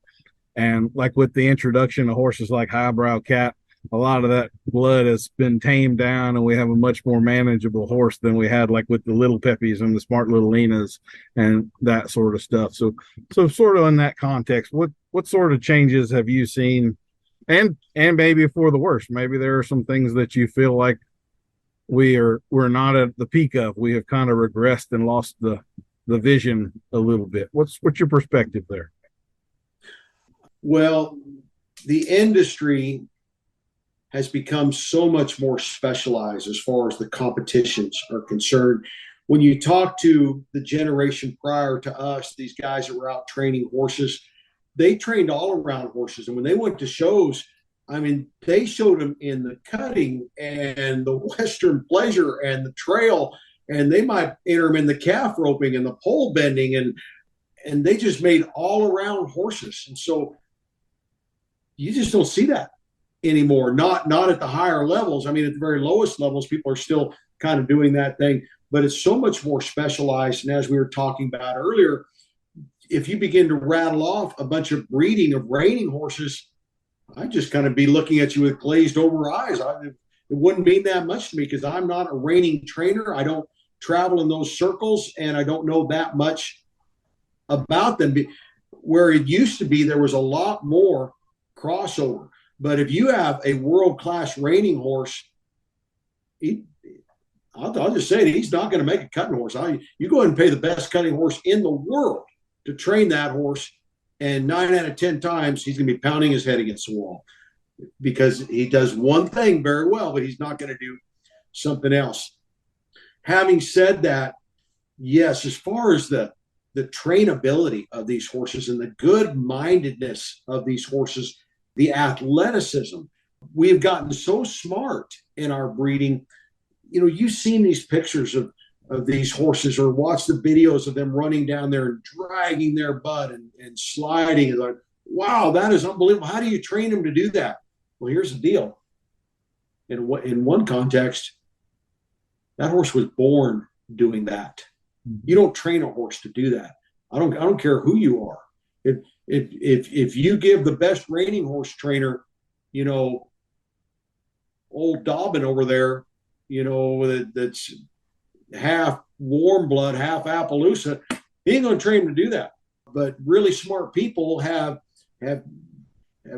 worked hard putting these genes together and creating these bloodlines of horses they want to drag their butt. Do they need training? Does it need to be developed? In the cutting, do they need to learn how to work a cow? Yeah, but they're just ate up on the inside of that wanting to come out if you give them a little bit of direction. And so when I watch an old video or see an old picture of a Hall of Fame guy, some you know, a name of the past that maybe was a generation before me, but those were the guys. And I look at their horse, you know, the way they stopped him or the way they're working accounts, and what? Looks kind of funky to me. I know the guy is supposed to be really good, but you know what? It was a different time. And hats off to that guy, because he didn't have the privilege of riding the horses that I ride today. They had to ride some you know, numb-minded, hard-headed suckers, bronchi horses, just tough horses. They had to get them to play that game. And it's amazing they were able to teach them anything. Now, is there some downside to all that? I think there is. And I don't know how much of it is the discipline-specific genetics that we have pumped into these horses, and how we have bred a narrower track of horses. And somebody said if you get a good one, they call it line breeding. If you get a bad one, they call it inbreeding. But there was the same process to get them there. But I'm thinking that in creating these great horses that we have today, I think we're dealing with some structural problems and some lameness issues that some of those horses that were a little tougher to train a generation ago, tell you what, they were sound. Mm-hmm. You couldn't hardly cripple them. And you better have a good relationship with your vet, and you better have a line of credit too, because it's amazing what we're doing to keep them going. But you know, we could take a football player or a basketball player from 50 years ago that was the best in the business. They might not make the team today because the sport has evolved and it's changed. And they were the best for their time. And again, it's fun to watch the old tapes of, you know, the way us cow horse people used to do our reining patterns. It was crude. It was rough. And there was no hesitation. It was flying around there, you know, like maniacs. Their horses' heads up in the air, and their eyeballs are bulging out of their heads. And those were the world champions. That don't cut it anymore. You know, it's been great for our particular slice of the industry and the cow horse thing when we begin to learn something from the reiners and begin to adopt some of what they were doing to get those horses traveling so nice in the reining pattern. And now our horses are nicer in the reining. And then some of those cutters begin to play in the cow horse thing, and they come over with their cutting horse skills and just blow us away in that one portion of our competition. And it used to be, if you were really strong in the cutting and could kind of get by the reining, if you had a poor score down the fence, you were still so far ahead, you were good. Or mix and match it however you want. If you were really good in the reining and didn't know much about the cutting, but just kind of survived it, you could still do good. Not anymore. The horses are so good. The trainers are so good. You got to be strong in all three events to make it. And so, you know, a lot of it is it's driven by finances, by the money that's in the industry, which is not necessarily bad, but it's driven by our desire to excel and get better. And I'm thankful I get to ride the horses of this generation. I mean, man, they just feel like they want to be trained. I mean, not that one couldn't butt me off tomorrow. I mean, they'll do some stuff. Like they're all stick horses, but they want to play this game. And the world-class dressage horses, wow, how do they get them to animate that trot? And where does that suspension come from? How do you get them to do that? Hey, they were born doing it. Mm-hmm. Todd Bergen is just a great horseman, made his way in the reining, used to work for Bob Avila, then went out on his own. and I'm just thinking about him because my son-in-law, Chris, has this podcast called Cow Horse Full Contact. And he has interviewed many, many of the Hall of Famers and old timers in our industry, and just so fun to listen to him. But he interviewed Todd Bergen the other day. But Todd made a comment one time. He was so good in the reining, and he's doing the cow horse thing. But when he'd go and do the reining portion, his horse's head would travel so much lower. And in the reining, they're kind of looking for those lower-headed horses, not those horses' heads that are up like that. It's just the way the style is. And somebody asked him, I said, Todd, how do you get your horses to travel around so low-headed? He said, I buy them like that. What do you mean you buy? He said, I'm not going to buy some horse that's running around like a giraffe and think I'm going to put on some gimmick on his head and jerk on his mouth long enough to get his head down. I'm going to be looking at this yearling loping around the round pen. Hey, he kind of wants to travel around there and carry himself kind of low-headed. He kind of gets on his hocks. When he turns around, he said, I buy him like that. And then one other quick anecdote of Todd's. He talked about he was working for Bob Avila and kind of put him on the map because he won the reining futurity while still as an assistant trainer to Bob Avila. But it really made him begin to stand out. And hey, Todd Bergen's like a guy. He's like a player. He's not just an assistant to Bob Avila. And he said that win was a big deal. And he just mentioned in passing before we went on to the next subject. He said, now, if you looked at the tape today, you wouldn't think that much about it. But at the time, that was state of the art. That won the futurity. But what won the futurity in almost every discipline 30 years ago? Mm-hmm. Not anymore. And maybe some of it is because our styles have changed, and maybe not always for the better. But in large part, I think the bulk of it has been the fact that we have improved. Our horses have gotten better. We understand horse psychology better. We understand the biomechanics of horses and how they do maneuvers better. We're not just going to make them do it. You can make a horse do some things for a while, but you're not going to be competitive and win for very long if you're just making them do it. That's not what the guys on top are doing. Well, why don't we, I guess for a minute, I'll bring you back to a little competition that you were in a few years ago called Road to the Horse. Do you remember that one? I remember. Yes, I was there. Well, tell us about that. That had to be the kind of thing that doesn't just disappear from your mind. So what was winning that like? Well, Road to the Horse was the brainchild of Tootie Bland and her husband. They envisioned having this colt starting competition. I'm not aware of anything like it ever transpiring before they did it. And they did it at the first time at the stockyards right out there in the middle of town in Fort Worth down Main Street. Brought in some panels and some dirt. And I think it was Pat Pirelli and Josh Lyons and, who was the third one? Anyway, so this thing began to build some momentum. It began to become a thing, and it was capturing people's attention. They were writing about it in the magazines. And if you were going to Road to the Horse, hey, it mean that you were a player in this deal. But it was Tootie Bland's, and then her husband unfortunately passed away way too early in life, but she continued his legacy in building this into the brand that it became. But it was her puppy, and you could apply to participate in Road to the Horse and be a contestant. You can send in a videotape and why you want to be a part. But ultimately, Tootie Bland was going to decide who she wanted there. And in all reality, it's not a bad thing. Who's going to fill seats and what kind of lineup can I put together that'll people want to buy tickets and come see it. So, all the major players in the pond, or the majority of them that do this kind of thing, have been invited to Road to the Horse. So it was on my radar, and I thought, yeah, that'd be cool. Again, I wasn't the biggest fish out there, but I was out here doing my thing.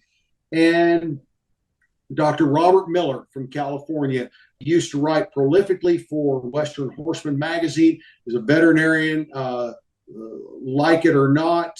He coined the term full imprinting and wrote the book about it. And he was and still alive today, was a major force in the industry. And he judged Road to the Horse for years.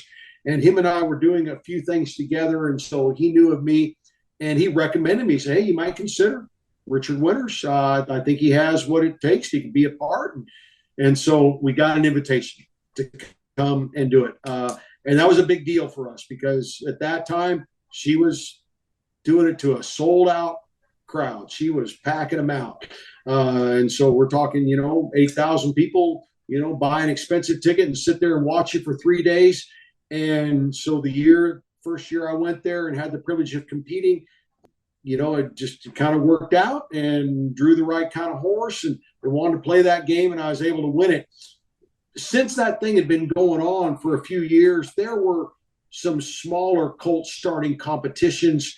Maybe somebody was doing an expo and they would do a little colt starting competition along with their expo, or maybe a county fair would throw that in, run loosely along the format of Road to the Horse. And so I had competed in a couple of those and had won a couple of those. And so I had a little experience doing it. And we were doing horsemanship demonstrations where I would start a colt right in front of the audience right there. And, with few exceptions, I'd be up and riding it while the people were sitting right there and nobody ever ridden it before. And so I had a little technique, and it didn't originate with me, and many guys were doing it, where you could kind of get them up and going and get them trotting, loping around the pen and survive the experience. Were they broke? No, they weren't really broke, but you could kind of get along with them. And then, open the round pen and go out and ride them around the arena. And, if things went all right, maybe you can get them to go over the obstacles and do that thing. So that was a great deal. And then they write about you in Western Horseman if you win that deal. And in all reality, Daniel, for years, and I think it's still this way, if you get invited to that event, this is how it was, unless you went out there and did something really stupid, which I can't even think of an instance, that was so rare because you didn't get invited if you didn't have the goods. You weren't able to pull it off. The crowd was so appreciative of everyone's efforts.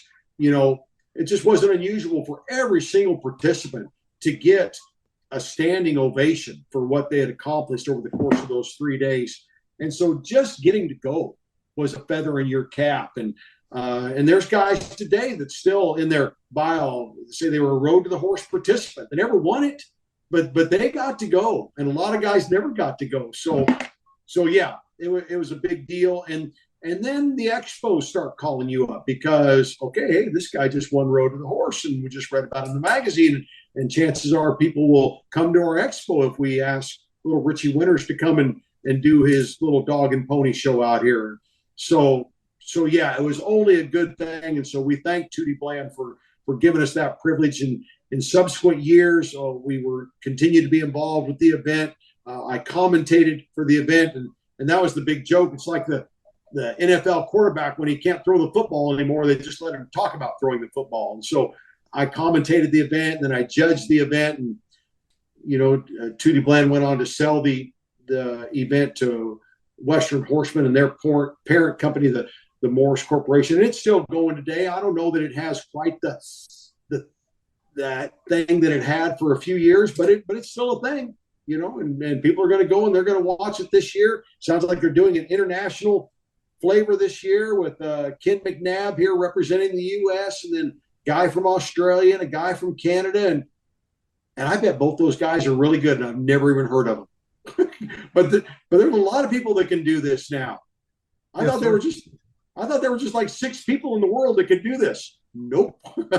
There are a lot of people, and they're doing a good job too. Yes, sir. I did want to talk with you a little bit about the vaquero side and the influence. And one of my niches in this business, I'm best known for information on bits and stuff like that.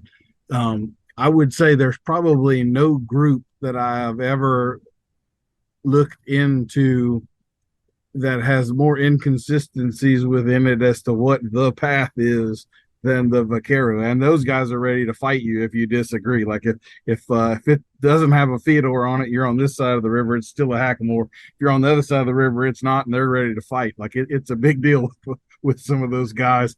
So I have seen, as you're riding some horses you seem to take what I would consider a non-traditional path. So some of those guys think that snaffle bits are of the devil and so forth. And I know you use those some, and you go through a bow solita or a bozal period at Hackamore, or however you want to, your particular thoughts of naming it are. But I don't think that you necessarily go straight into a spade after that. Sometimes you're going with some mouthpieces with tongue relief and other things like that. Is that a fair assessment, or do I have you pegged wrong, or what? What's your typical, if there is a typical progression there for you? Yeah. Well, in the National Reined Cow Horse Association, that's what I'm training horses for. That's where I go and compete. There is a progression of training. If you go on the website, there'll be a little logo. It says where tradition is not forgotten. And of course, the cynical side of me will say, yeah, we don't do it. We just haven't forgotten it, because things are always evolving. And this whole thing, Daniel, this is an art. And everybody that's good at it is an artist. You go ahead and you take 20 artists and put them in a room and start getting their opinion about, well, what is the best kind of watercolor to use, and what's the best formation of clay? How much granular material do you put in? Everybody's got an opinion. If we were scientists, you know what? Here's the formula, boys. This is it. And you can argue it all day long, but if you don't put in this number and this number and this number, you will not get that answer. And so you don't debate science as much as art. When it's an art, we can all have strong opinions. And you know what? I think we just need to grant each other a little latitude to express our art in the way that kind of fits us the best. If I'm here in my office, I got a bunch of pictures on the wall, and I think they look nice, and we could call it art up there, right? Rightfully so. But it might not fit in your house. But I go to your house, and I see something on your wall. I say, well, that's not art. Look at that. Well, how ignorant of me. Just because it wouldn't fit in my office, just because I wouldn't hang it on my wall, I'm not going to call it art? No, there's all different kinds of art. And, borders of states have been erased, and the internet allows for the free flow of information, and guys travel all over the United States. And so you don't see regional things like you used to see as much. But when guys waltz down here with rawhide hackamores and spade bits, these Texas guys with their grazing bits and their cutting horses, so what are you going to do with that stuff? That was a West Coast thing. And they were riding down here from Arizona to New Mexico and Texas. They're all riding in split reins, and we're riding with reins and Romels out there in California. And what is that? And different regions, and the origins of that had to do with the way they handled cattle and the way the country was, and how that evolved early on. But now, everybody's doing things to kind of fit their thing. So I was talking about the cow horse thing. We follow a timeline in developing our horses where we start them and we showcase them for the first time at the end of their 3-year-old year at the largest show of the year, called the World Championship Snaffle Bit Futurity. And these horses are ridden in a snaffle bit, and they do all 3 events. They cut, they rein, they go down the fence, and the upper end of those horses are super cool. They're riding them two-handed, and they're just in that plain smooth snaffle, but these horses are unbelievably broke. Now, remember the little slogan, where tradition is not forgotten? And what tradition? Well, we're talking about the vaquero tradition. So magically, I bring up this vaquero from the grave, been dead for 150 years. I say, hey, Juan, look, do you know what this is? I hold up a snaffle bit. Oh, yeah, that's a snaffle bit. I know. He said, my wife used that on the plow horse. I put that on the plow horse, and she goes and plows our garden with that. But he would never, ever put that snaffle bit on his cow horse. Those old timers started their horses in the hackamore, and then they went on to the 2-rein and went on to the bridle. But our industry has evolved. And I asked Benny Catrone one time, who was kind of a bridge to the old vaqueros. He knew a lot of those guys. I said, what happened if we're showcasing the vaquero tradition, how come our biggest thing is the snaffle bit futurity? How did that happen? He says, in the 50s and 60s, guys like Don Dodge and a few others came along and said, hey guys, you can get your horses a lot broker, a lot better, a lot faster. Here, put this on. Let me show you. And we just recognized that we could get them broke, because here's the deal, Daniel. There is a book, Ernie Morris did a lot to capture the vaquero traditions in his artwork and book. And Luis Ortega was the master rawhide braider, and he wrote a book. And both those guys alluded to the vaqueros of old and a method that they had to begin to teach their horses to neck rein. You want to know what it was? They would throw them on the ground, pull their head around, and they said, you could take a heavy stick, a little club, a ball peen hammer, it wouldn't matter, and just begin to pound the side of their neck. Just get it really sore. Then when you get them up and you lay that rein across there, it's going to lay across that sore neck, and they're going to want to move away from it. These were the vaqueros that we esteem. These are the vaqueros that we put up on a pedestal. But you know what? We've evolved. We've gotten smarter. We understand more about horsemanship now. So now in our deal, that's not how we sensitize them anymore, huh? Yeah. Just, I mean, it almost sounds like you're just making that up, Richard. It's like you can't even get your head around that. Just ridiculous. We showcase them as snaffle bitters, and then we are set up in our aged events as 4 and 5-year-olds to show them in the hackamore. For the uninformed, we're not talking a mechanical hackamore. We're talking a Bozell type hackamore. Could be made out of latigo leather, could be made out of rawhide. Can't be something cheaply made that has a cable core. It has to have a rawhide braided core in it. And we ride those horses for 2 years in the Bozell and show them that way. Then we have 1 year of eligibility to show them on what we call the 2-rein. So we are highlighting the training phases of these horses over the course of 4 and 5 years. The 2-rein is where they wear a very thin, narrow Bozell called a Bozelito with Makati reins, but also now this is oftentimes beautiful and ornate cheek pieces on a Spanish style bit that could be anything from just a low ported half breed to a spade bit. And the idea was to allow that horse to carry that very sophisticated bit. And I use that term on purpose because some people will look at a bit that looks severe. Well, is it severe or is it sophisticated? A spade bit is not necessarily a severe bit, but it is a very sophisticated bit.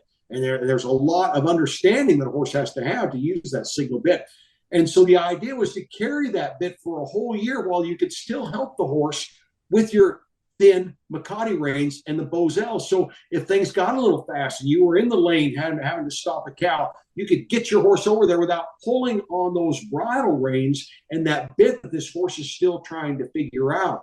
And as the months go by, you begin to pick up on your Rommel reins more and more and engage that bit and that chin strap and using the Bozelito less and less. But again, if you get in a little jackpot or things get a little fast, you could always go back to that. So we have a year of eligibility to show our 2-rein horses. And then after that, they are bridle horses. And that's the epitome and the goal of, I don't know why we use this word. It's a weird word, finished, a finished bridle horse. I don't know if they're ever finished, but now we're riding them one hand.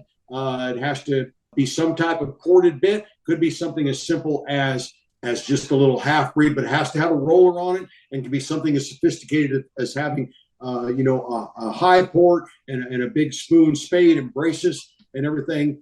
But that all originated on the West Coast. It came up from the Mexicans and the Spaniards. And if you were from Ohio, I mean, now you would see that stuff, but that wasn't part of your paradigm. If you were from Pennsylvania or even down in Texas, they were training them and riding them a different way. But that's just what I grew up around. Now, to get a little more specific, even though that's the way we showcase them, we're not allowed to show them any other way. You can show them that snaffle bit as 3-year-olds, hackamore horses as 4 and 5-year-olds, 2-rein, and then the bridle. That's the way the cow horses are shown. You can't put something else on them. Can't have some little transition bit, a little Billy Allen or correction bit or a little solid mouthpiece without a roller. Nope, nothing like that. You got to follow these guidelines because we honor that tradition. Having said that, and I know just about all the major players in this business. I got most of them in my phone, and we could call them right now. And I go and ride with those guys because they're better than me, and I like to learn from them. And when I watch them ride, they put a lot of stuff on their horses. They, even though we show them very specifically and only in that, but those Hackamore horses, we might ride them at home in a correction bit or a Billy Allen or a little low ported solid mouthpiece or whatever, mix and match. Les Vogt, multi-time world champion, pretty well retired now, got to be pushing 80. He's got to be in his 70s. But he began to have a line of bits, and he would do these, like you do, these little bits and bidding seminars, and he might do it at the Futurity. And he's, trying to peddle his bits, but he's talking about, all the different equipment. And he made a comment, and when he made this comment, I didn't know it to be true. I know it to be true now, but I thought, what? Are you kidding me? That's what he said. He says, we're here at the Snaffle Bit Futurity, and there are between 100 and 200 of the nicest 3-year-olds in the country, and they are going to go and cut, and they are going to rein, and they're going to go down the fence, and the upper end of those horses are going to be, wow, super cool. And they're all going to be shown in a plain, smooth snaffle bit. He said, I can go out to that barn right now, and I'll go aisle after aisle after aisle, and there's 200 horses out there. If I can find 10 that have not been ridden in something else other than that snaffle bit this year, he said, I bet I can't find 10, And so I don't think it needs to be a secret. We're not trying to pull the wool over anybody's eyes, but this is where the sport is. This is how we've evolved. We mix and match. We try something on one horse. I've got some bits hanging up in my tacker, but hey, that looks kind of cool. I'm going to try that. Tried it for a couple of days. I haven't put it on a horse in 4 years. I didn't fit me. Didn't work for my horses. In all reality, you could clean me out and take about 75% of my stuff, and I'd be fine as long as I could ear tag the 25% that you didn't steal, because about 75% of it I don't use very much. But it's like guys that are into guns or fishing rods or whatever. You just think, oh, that's cool. I got to have one of those, and you just collect that stuff. And if you find one that brings you some value, then that's cool too. So, and not everybody that I deal with at the clinics, especially at the clinics, the horse expos, they're not all on the Reined cow horse track. They're not going to do that. They just got a horse. They just want to ride their horse, and maybe they want to compete in, I don't know, cowboy dressage or mounted shooting or whatever they want to do, and they just want to have a better horse. And, well, what bit are you riding them in today, and how's that working for you? You've been, your horse is 8 years old. He's in this snaffle bit, and that's the only thing you've ridden him in. We could try something else here, because he's probably pulling on you. I bet he is after this amount of time. Care how good your hands are. And so to mix it up, here's one more fun story in regard to bits, since you're into this, Daniel. Oftentimes at the clinics, I like to go around and everybody's mounted. I'll just go one by one and just talk about everybody's mouthpiece. So what are you riding your horse in? Well, I got my horse in, just a twisted wire snaffle. I got my horse in a Myler bit. And boy, hats off to Dale Myler. He's built like this whole line of bits within the industry. And, half the people that show up my clinics are riding some kind of Myler bit. You look at those bits, they're really all fashioned after the Billy Allen, the 3-piece bit that would not fold all the way over, unlike a dog bone snaffle that you could do that to. These only, do that. But they work independent from side to side. So, and this gal tells me what her bit is, and this guy's riding in a Hackamore, and this guy's riding in whatever, and then this gal, walk up to her, and what are you riding? So, well, I'm riding in the perfect bit. Oh, you really like the perfect bit. Man, this really fits your horse. Well, that's cool. Well, what is it? What's the mouthpiece? Well, it's the perfect bit. Well, I know you just told me that. I'm wondering what is it though? She said, it's the perfect bit. The manufacturer of this bit put a label on it, and the label is the perfect bit. How smart is that? Why wouldn't I? If I was going to make a bit and try to sell it to people, why wouldn't I call it the perfect bit? That was the perfect name, but it just struck me funny. There's nobody from the government that is regulating this. There's no industry standard where somebody's going to come and check. You can call anything, and that's why you run across some very legalistic, vaquero kind of guys. The flat brim guys, and out west. And I worked on those big ranches out there, and appreciate everything that has to offer. But here's my deal with those guys that are just a little bit legalistic about this, and no, you got to go from the 5/8 to the 3/8 hackamore, and then you got to have this and that, and don't put a snaffle bed on all this stuff. Okay, well, that's all cool, but when I watch them ride their horses, when the chips are down and things get a little fast, they don't really look that good. Horse comes out of the bridle, and I mean, when they're just kind of jogging around the arena and stop and back up, it all looks pretty cool. But the game we play is fast. And those suckers got to stay in there. They got to stay with you. And if you're going to be that legalistic with me and say it can only be this way, show me that it works when the stars are not all aligned. Show me that it works when the prairie fire is coming your way, and all of a sudden, we're hitting it. And if it's working for you, then it's like, okay, I'm in with it. But if not, it's like, well, okay, more power to you, buddy.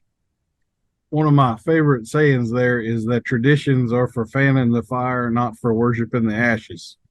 And I think there's a little bit to that. Yes, sir. That's good, Daniel. I like it. Just have two more questions for you. You had mentioned that your father was a preacher, and it looks like you're getting involved in some cowboy church stuff. So I just wanted to ask you a little bit about the spiritual side of things. It seems like you definitely have that. That's all a secret. I don't talk about that. No, I'm kidding you, Daniel. I appreciate you asking that. You know what? I don't know if any of your listeners would know. There's a contemporary of mine. What a great guy. Brian Newbert is his name. He's out west, travels around the country doing clinics. His kids are extremely talented. They're all horse trainers. Brian spent a lot of time with Tom Dorrance, a lot of time with Ray Hunt. And we were out doing this stuff, and people were coming to clinics, and he's a man of faith, a great Christian man. And it seemed to me like a lot of the people at the clinics and some of the clinicians themselves were elevating this whole thing to like some spiritual experience, almost to the point that we were worshiping this experience that we were having with this horse. And Brian, I was talking to him, and we got to talking about that. And he says, I love horses. This is all I've ever done. That's all I've ever wanted to do.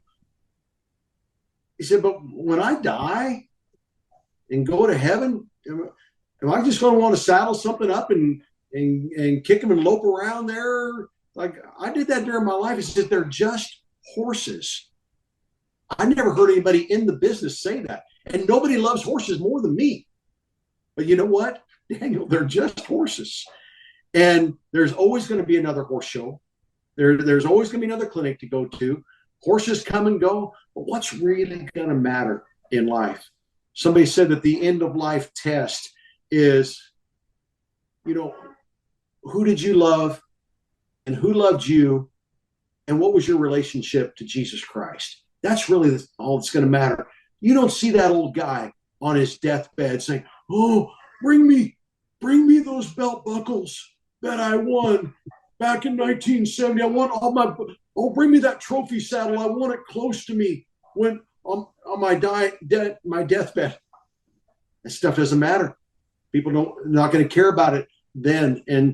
And so my family, the relationship with my wife, will my kids still say, hey, Dad, love you before they hang up the phone? Those are the things that really matter. And for me personally and my wife, it's our relationship with God that has kept us balanced and centered in this life. I see people that put all of their eggs in the horse basket, and it's like, what would happen if tomorrow, your your horse zigs and you zag, and all of a sudden you're not getting on one again, ever. And that happens every day somewhere.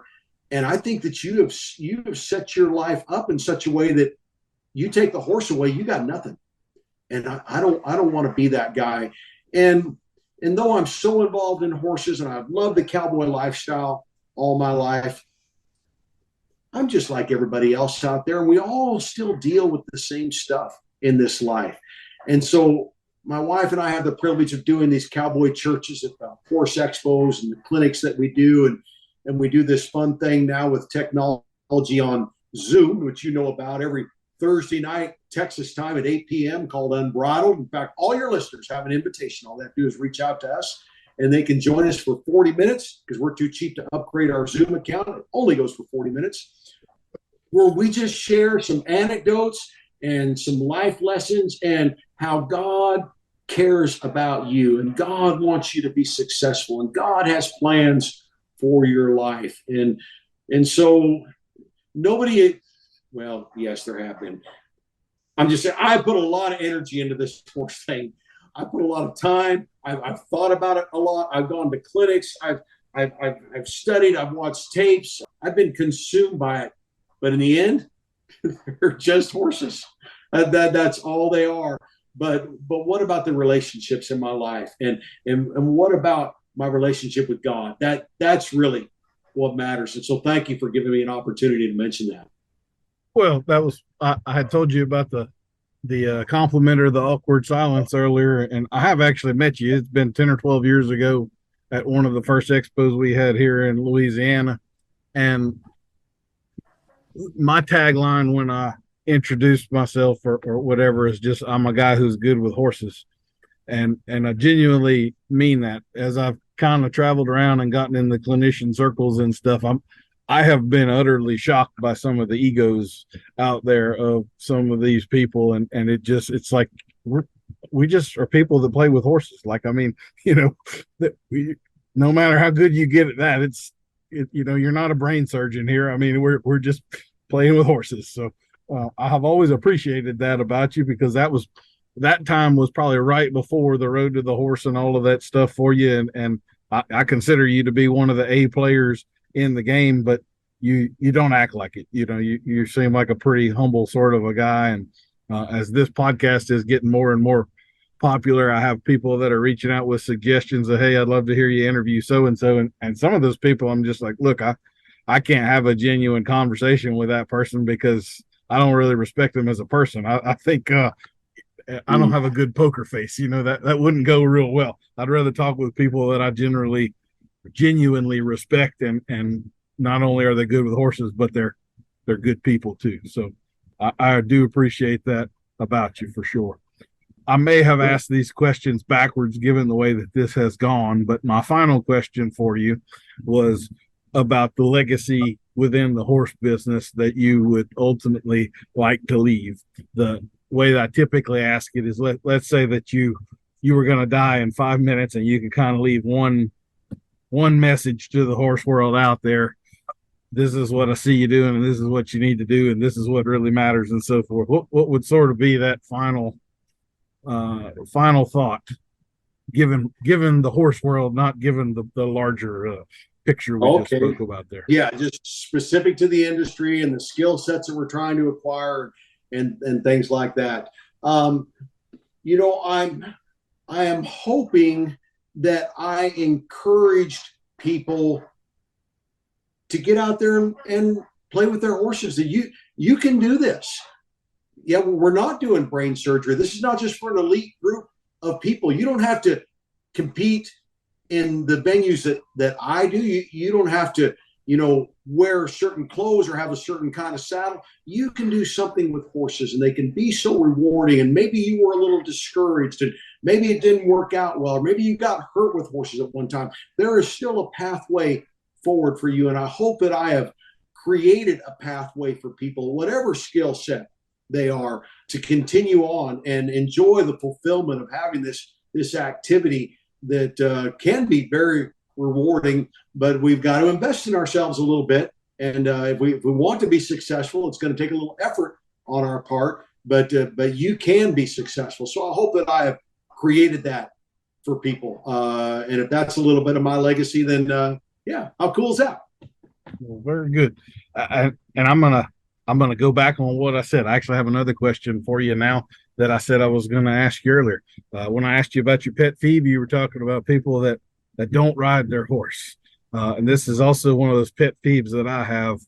I consider myself kind of a minimalist with the groundwork. I do as much as I need to do, but then when I've got that done, I go ride.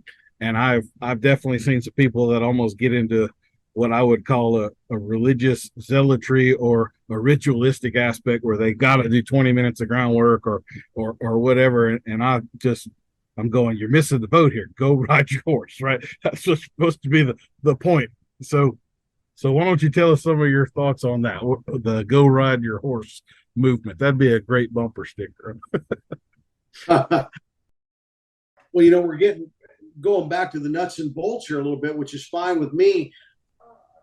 Years ago, and Pat Pirelli, he developed this whole thing of natural horsemanship. He coined the term, and then he'd have all these the 7 games, and you had to, if you were in his program, you bought the tape and had all the equipment, and these 7 games were all ground games that you would do with them. When I first started training horses, I remember telling people, it says, go ahead and leave them for a month. I'll spend the first 2 weeks getting him ready to ride, and then the following 2 weeks I'll ride it. Well, as time went on, then I learned some things that I could do on the ground to get that horse prepared to be able to step on him in just a little bit and ride him around. So I was no longer putting long lines on him and driving him around, the round pen. And people that, want to drive their horse with long lines, that's fine. That's a way to do it. Nothing the matter with that. But I didn't know how not to do that. I just had to do that. So I got into, I'm going to get them saddled up and I'm going to send them around. I'm going to disengage their hindquarters and get them loosened up. And all that's good. But I realized just a few years ago, exactly what you said. I started training my horses to expecting that. So if you don't go out here first with a halter and lead rope, after you've strapped that dead cow on my back, and if you don't send me around to the left and send me around to the right and send me through the full range of motions, I'm going to buck you off when you get on me. And so I trained them to need that. And now when I'm starting these colts and the kids that I'm helping start colts here, saying, hey, take whatever time you need to get this horse safe. I don't want you to do anything stupid, but our goal is to be able to, slip his bridle on, lead him out from the barn, lead him over the arena and get on him. And if we have to send him around some circles a day, how many more days are we going to have to do that? Are we going to have to do that for the rest of this month? In the next 30 days, will we not have to do that? Or will we still have to do that in the second 30 days? What's your plan here, Johnny? Because I just got to where I had to do it, and now I said, you know what?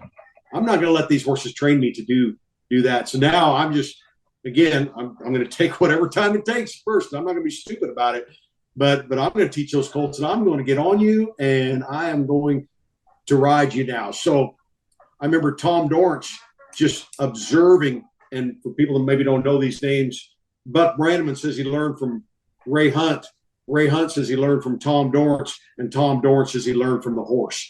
So he's kind of the guru of this thing. And so he's watching the industry develop and watching people like Pat Pirelli and John Lyons and then Clinton Anderson and everybody doing their thing and all the groundwork that they're doing. And he was looking at that and said, I don't know. I think they're just doing too much there on the ground. I think it's time to get on them, and watching some horses kind of get a little bit of a bad, sour attitude, about it. But now, Daniel, there's a flip side to everything. And there's, within the industry now, there's this whole, there's an association of liberty where people work their horses in liberty, and get them to follow them around. They can kind of lunge them around without a line and do stuff. And a lot of people are gravitating towards that. Because I've got to grant people a little bit of slack, because there are some people, the station in their life, whether it's physical or psychological or whatever it is, they're not going to ride. They are not going to ride. They can't get on anymore. Maybe they've gained too much weight. Maybe they got a bad hip. They don't have the equilibrium. They don't have the balance anymore to stay on a horse. If he zigs and they zag, they're going to get hurt. Maybe they got hurt really bad. Am I going to tell those people, well, that's it. You're out on horses then, because I'm the guy that says you got to ride. And so, again, every time you emphasize one thing, you got to kind of go back and say, no, wait a minute. I'm not saying such and such. And so if people are finding something to do with their horses and they can go do some ground games with them and do some liberty work with them, and they're getting fulfillment from that, who am I to say, well, that ain't horsemanship. That ain't doing horse stuff, because you're not riding. No, I'm not going to be that guy either. But just in my own journey, just in the last few years, of learning all that groundwork and how important it was, I realized, okay, I think my colts are training me a little bit to have to do this little ritual first. So, but you've already realized that, and a good point to bring up. Well, I just don't want to see people use it as a crutch or an excuse. Right. Like you say, if you actually are furthering things, then so be it. Or if it's all you can do right now, then so be that. You have a legitimate reason. I don't want to see you succumb to fear and make this the excuse. That's I guess my point. Absolutely. Yeah, you betcha. Nope, I'm still the guy that says, don't show me a picture of your horse. Go out and ride your horse. Get on and ride them. They're not going to get better. They're not going to. The problem that you're having right now is not going to get better talking about it. They got to be rode. Well, Mr. Winters, I cannot thank you enough for coming on. We will have links in the show notes to your website and various social media things. I'll also do a link to the video with Sarah that you had alluded to earlier and all of that stuff. I'm a little embarrassed to admit I've listened to the Cow Horse Full Contact podcast before. I had not put two and two together though, so now I know that's your son-in-law on there. So anyway, but it's been a pleasure chatting with you. I certainly thank you for coming on. So. Well, you bet, Daniel. I will look for our paths crossing sometime, hopefully, and sooner rather than later. And thank you for what you're doing to get the word out to horse enthusiasts out there. People are hungry for information. So thanks for what you do. We'll see you next week for another episode of Adult Onset Horsemanship. I've been your host, Daniel Dolphin.